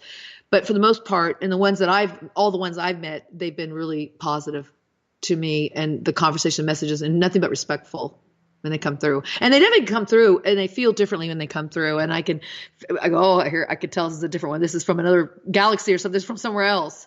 It's just amazing. It's just amazing. And sometimes they don't want to say too much. They don't want to interfere, and that's been their thing. We don't want to say too much about this or that, but we just wanted. I had them come by and say, "Hey, we're just dropping in. I've always wanted to try this device you're using. I've heard about it, and I really wanted to see you guys are using it. I want to see it, and so here we are. I'm talking to you," and gave us a whole message about humanity changing our ways, and said, "That's it. Goodbye. I may come through again. I may not. That kind of thing." But it's interesting. It's very fascinating when you start pushing those boundaries of possibilities again. Or in our last 30 minutes, was there anything that we didn't hit on that you'd like to talk about before we run out of time? Well, Sharon asked a great question, I think.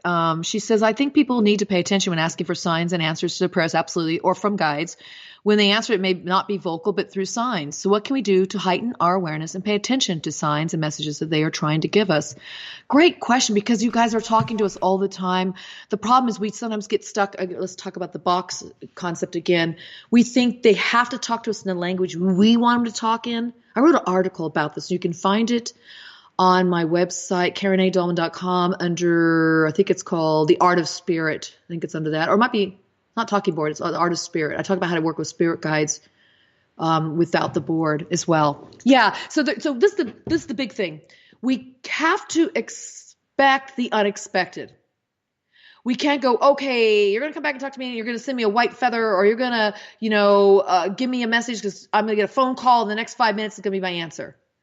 We have to go, or it's going to come to me in a dream. You have to go, I'm open, spirit guides, those who have my best interest at heart. I always say that, best interest at heart, to present to me what it is I need to know in any form. I am open. I ask myself to be open to receiving, to allowing, to noticing. And then when you notice something, you're going to doubt yourself. Oh, no, that's a coincidence. I don't believe in coincidences. They're all synchronistic.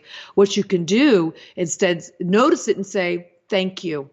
Thank you, Spirit. I acknowledge that this is something I'm receiving. Maybe I don't get it, but please allow more to come so I understand. It's having that dialogue and being open with the fact that you don't quite get it, that you're not quite sure, you don't necessarily believe it. I have moments of doubt, not with the guides, but moments of doubt if I get information telepathically, and I also do voice channeling, and that's a harder concept. I'm still struggling with some of that, and I'm working on it still.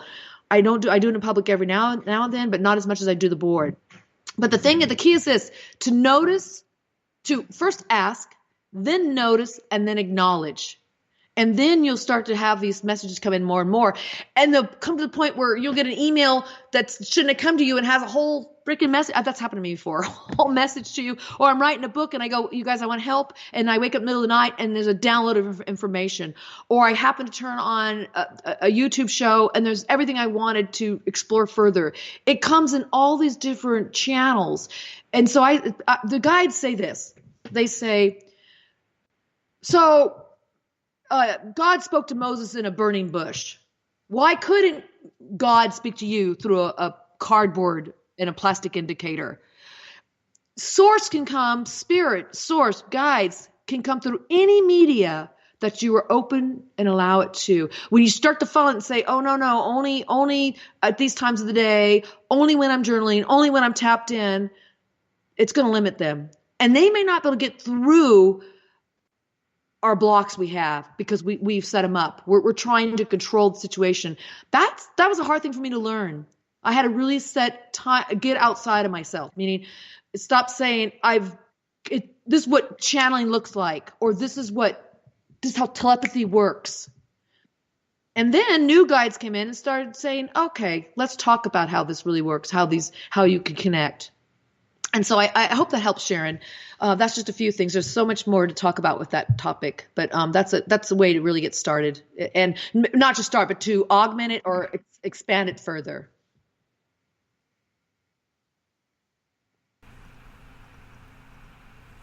I'm looking through here. I'm not seeing any more questions. I'm trying to think of more. It just really blows my mind that these different things are coming through the board when it wasn't created for that. But they're, like you're saying, divination tools. I like to use dowsing rods, the ones made of copper. My granny, she taught me how to use the wooden ones to douse for water, but the copper ones are pretty interesting to me. The way that you can communicate with them, and you can get certain answers and it takes a while, by clicking together as far as numbers, letters, so on and so forth, or showing you locations. That's pretty interesting as well. But yeah, I got my hands on some of those a few years ago, and that was just, it really blew my mind. I was like, wow, what is this? And then, you talk about the Ouija board and these other tools, and people are like, they're basically the same thing. You're communicating with ghosts through these certain things, and so how is it any different? And it really makes you stop and think, well, how is it any different? It really isn't. You're using these tools to communicate with the other side or other entities. No difference. No difference than just saying, sitting in a room with a candle because you want to get in the mood and you say, hey, spirits, are you there? It's no different. Again, these tools are working because of you. Now, the electronic tools are different. That's a whole nother level. But I'm talking about the old school tools: tarot cards, dowsing, pendulum, runes, the I Ching, Ouija, all this stuff. That's very different. I think what might help people too is to understand why the Ouija board was created. Because let me just, if I may, take a few minutes and share that. Okay, so the talking boards came out in 1886. We know that because one was sent to President Grover Cleveland as a wedding gift when he got married to his new young bride. And it was sent to the White House, and he actually was the only president at the time that had ever been married in the White House. And we know that he got it because the company that made it, W.S. Reed Toy Company made it, sent it to him and took the opportunity of the wedding and the letter that he sent to, along with the gift of the talking board, to President Grover Cleveland, and gave it to the Boston Globe, and they published it. Now, Grover Cleveland was a kind guy. He wrote back and said, I appreciate this gift you give me. I appreciate your ingenuity for creating it. But however, I do not think I will ever consult it in matters and affairs of the state. It was that kind of thing. But that letter, we have that letter. We know that it was written. So that's the first appearance of talking boards that we know of back in 1886. And people were starting to taking their tables or taking their cutting boards and writing letters on them and using their finger or different kinds of devices to point to it. They hadn't quite put the planchette with it, but by the time in 1886 when that board went to Grover Cleveland, it did have a planchette. So there was a group of businessmen and one woman. They got together and saw an opportunity here. There was a huge wave sweeping America because of the Fox sisters in 1848, the rise of spiritualism, and they saw it as an opportunity to ride this wave and really make some money. They're businessmen. They had all kinds of dealings going on. So they got together, created their own type of talking board, and they sat down at it one evening with Elijah Bond, who was the patent attorney, and Miss Helen Peters, who was the gifted psychic and one of the founders of the board. They sat down and they said, it was Charles Kennard who first developed the very first boards, the Kennard Novelty Company. They sat down and said, what should we call you? What should we call this? And it's spelled out Ouija. And so that is how they got the name Ouija. And they didn't create it to go, oh, we're all spiritualists. They weren't. They were business people. They created it because they saw an opportunity to make money, and it was smart. And they went and had it trademarked and patented in 1890, 91. They received the patent and trademark, and then it was made from there, from the Charles Kennard Company. And then it was picked up by the spiritualists because they were already exploring and starting to use certain kinds of devices. And this was their way to move away from a medium or going to these big tent revivals where you would have somebody do these readings, or these charlatans that were trying to pretend like they're talking to the deceased, and you could do it yourself in your parlor at your own time and when you wanted to. And then it just took off from there. And William Fuld eventually ended up at the hub of it, the helm, and he owned it until 1966 when that family sold it to Parker Brothers in 1967. And then Hasbro acquired Parker Brothers, and that's who owns the patent now on the original Ouija, and the trademark is Hasbro. And you will see it changing throughout the years. And when the Ouija board first came out, it was so popular that there was many copycats that came in and started making what you would call talking boards. They're not technically Ouijas because they don't have the trademark and patent. That's a trademark and patented name. So they would have different names to them. But every single board out there, the general name you can call them is talking boards or spirit boards. But there's only Ouija board that's made that has the patent and trademark. But that's where this board came from. And it wasn't so much that they said, oh, this is to talk to the dead, but that's who picked it up with the spiritualists, and that's what they were doing. So along comes all of us, the 1900s, and now I'm coming along, and all we're thinking to do with this tool is talk to the dead. That's what everybody's been doing. But I was very fortunate to have a lot of different beings I met on the other side who started, like I said, my angel brought in the animals. And then we got the idea of talking to the higher self, and just had some really loving spirits that came through, who were human as spirits now, and just started really helping me and moved me along the way and suggesting things. And it just expanded from there, and I grew and expanded. So, it's not common to probably use the board as I do, but I think, why not? It's working, and we do it in other ways. It's just, again, myself activating these abilities within myself, and the tool becomes my permission slip to do this. That's what it is. It's my excuse and my permission slip. Do you know who originally created the Ouija board? Yeah, it was Charles Kennard and this group of people.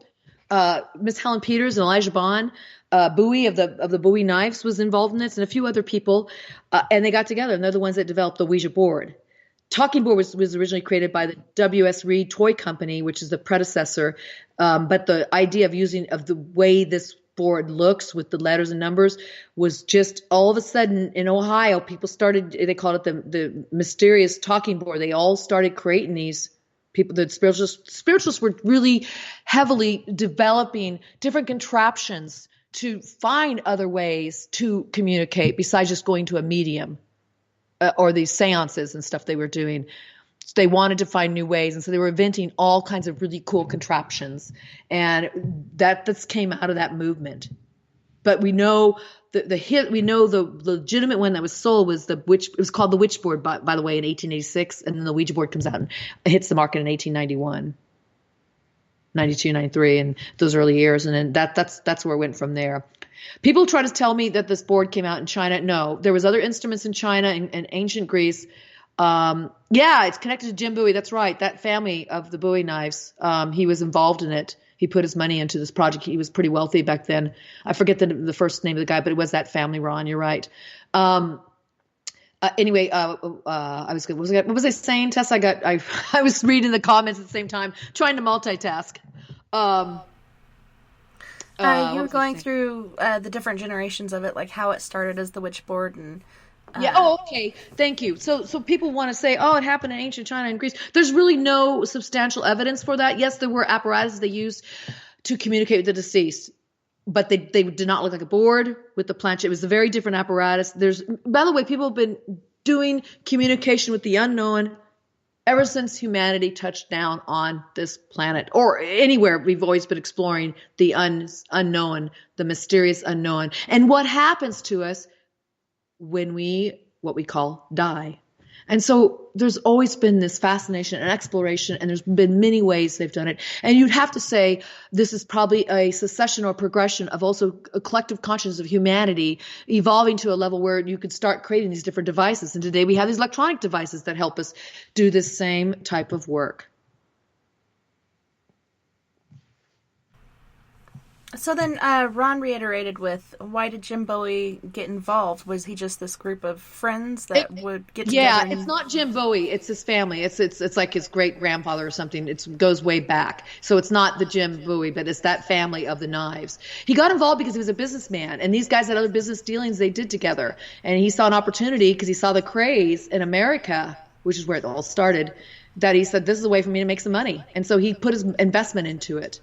And that's what happened. He eventually sold off. He was the last owner of it let me see. He was the last owner. He had the last shares in the company. And at that point, William Fold was a varnisher in the company, and he ended up selling his shares, or giving his shares, I should say, releasing his shares over to William Fold. And that's when William Fold took over the company. William Fold was a varnisher in the company. He was not the founder of the board, but he's the man. We call him the father of Ouija because he's the guy, when he took it over, that really took it and made it into what we know it to be today. He took it in all the 1900s, all the way up to 1966 when his family sold it. He actually died earlier on in his life, but his family owned it until 1966. You guys, if you're interested in learning all these details about the talking board, and I always tell people, if you get involved with this tool, learn the history of it, and because you're going to have a greater understanding and fascination and an appreciation for it and its history. This is why I love boards, also because of the history. But go to www.williamfold.com, williamfold.com, and Robert Murch, who is the chairman of the board of the Talking Board Historical Society, that's one of his websites, and he has done all of this incredible research to uncover all this information that I'm talking about today as I talk about some of the history. And he has pages and pages of this, and such a beautiful website. You're very welcome, Ron. Do check that out, you guys. You will get the history and all the players, and he'll talk about Bowie, and you'll hear all the people that were involved. It's just so crazy and fascinating, the deeper we get into this. And one of the cool things that I really appreciate about this tool too is being involved at the level of the Talking Board Historical Society, because what we do is like I said, we celebrate and honor and preserve the history. And just recently, this last fall, we honored Miss Helen Peters, one of the founders of the board, who actually helped name it while she was sitting at the board. And she was buried in an unmarked grave. It was like a family plot, and there's like there's several people buried there. They only had 3 names on it, though. So we approached the family, and they were so excited that we were going to raise the money ourselves and give them a beautiful monument at the Fairmont Cemetery in Denver, Colorado. And you can go visit this monument. And we honored her in this monument, and also the rest of her family members. And her family came, and they were just so stoked. It was a beautiful ceremony.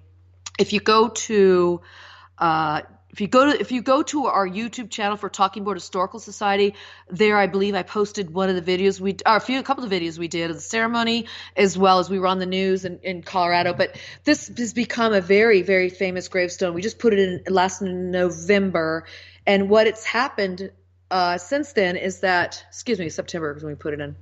I mean, I did a lot of things last fall. I'm trying to remember where I was. I was all over doing shows and stuff. It was September. Gosh, I'm losing. It's getting late here.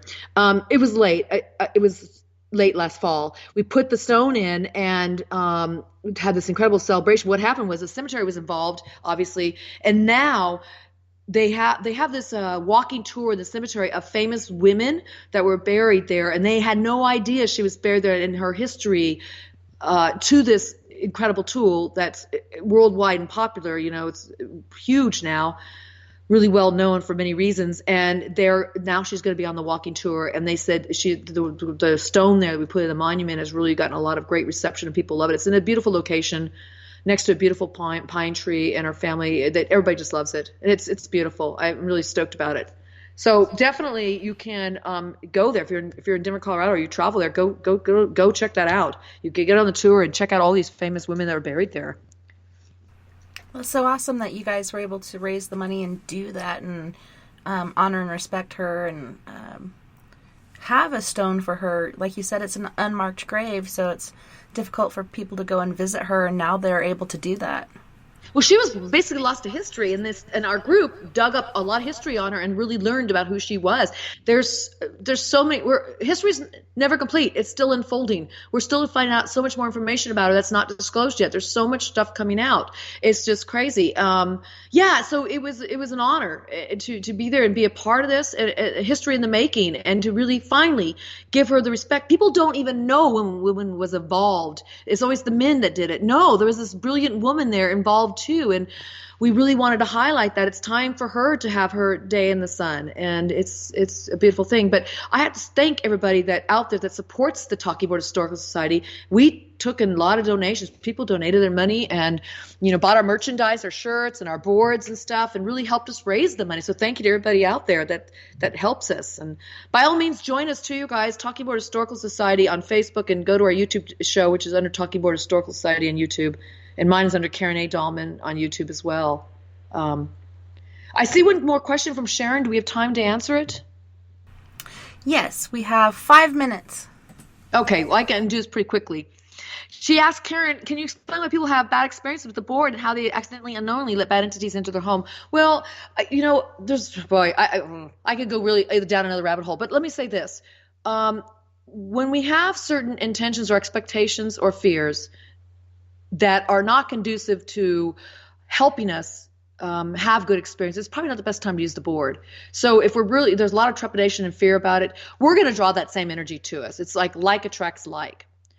So when we want to work with this tool, it's best to have either neutral or a higher vibration, and to believe in the possibilities, and to do all your centering work and really get in that frame of mind of being protected, solid, safe in your light I talked about earlier.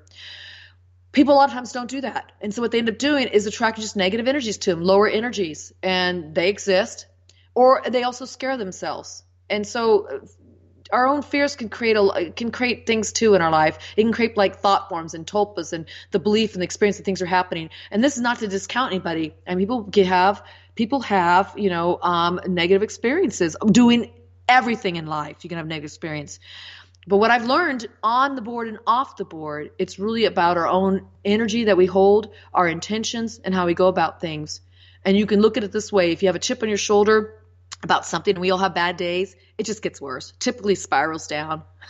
You know what I'm talking about? But yet, if we could turn it around or have a positive experience, and our day it'll go a whole different way. So we have to look at ourselves the same way. We'll attract more negativity just off the board in life when we feel we're fearful, or there's negative things out there and we're worried about it.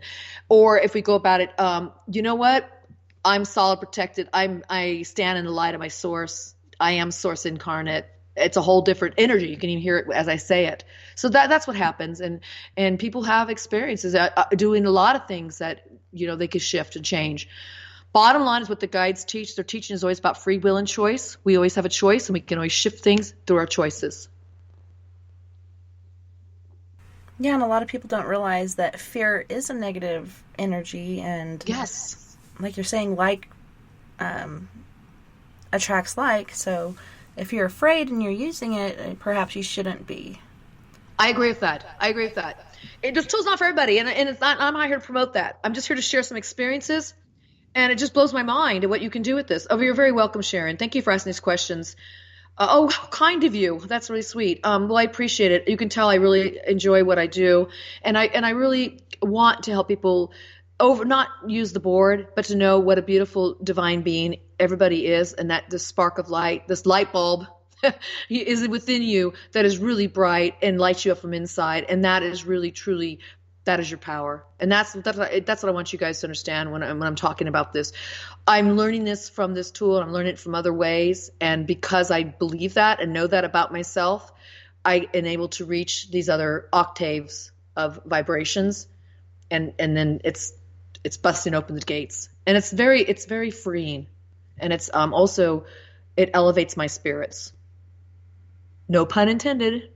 Thanks, Craig. Da-da-da. Da-dun-dun.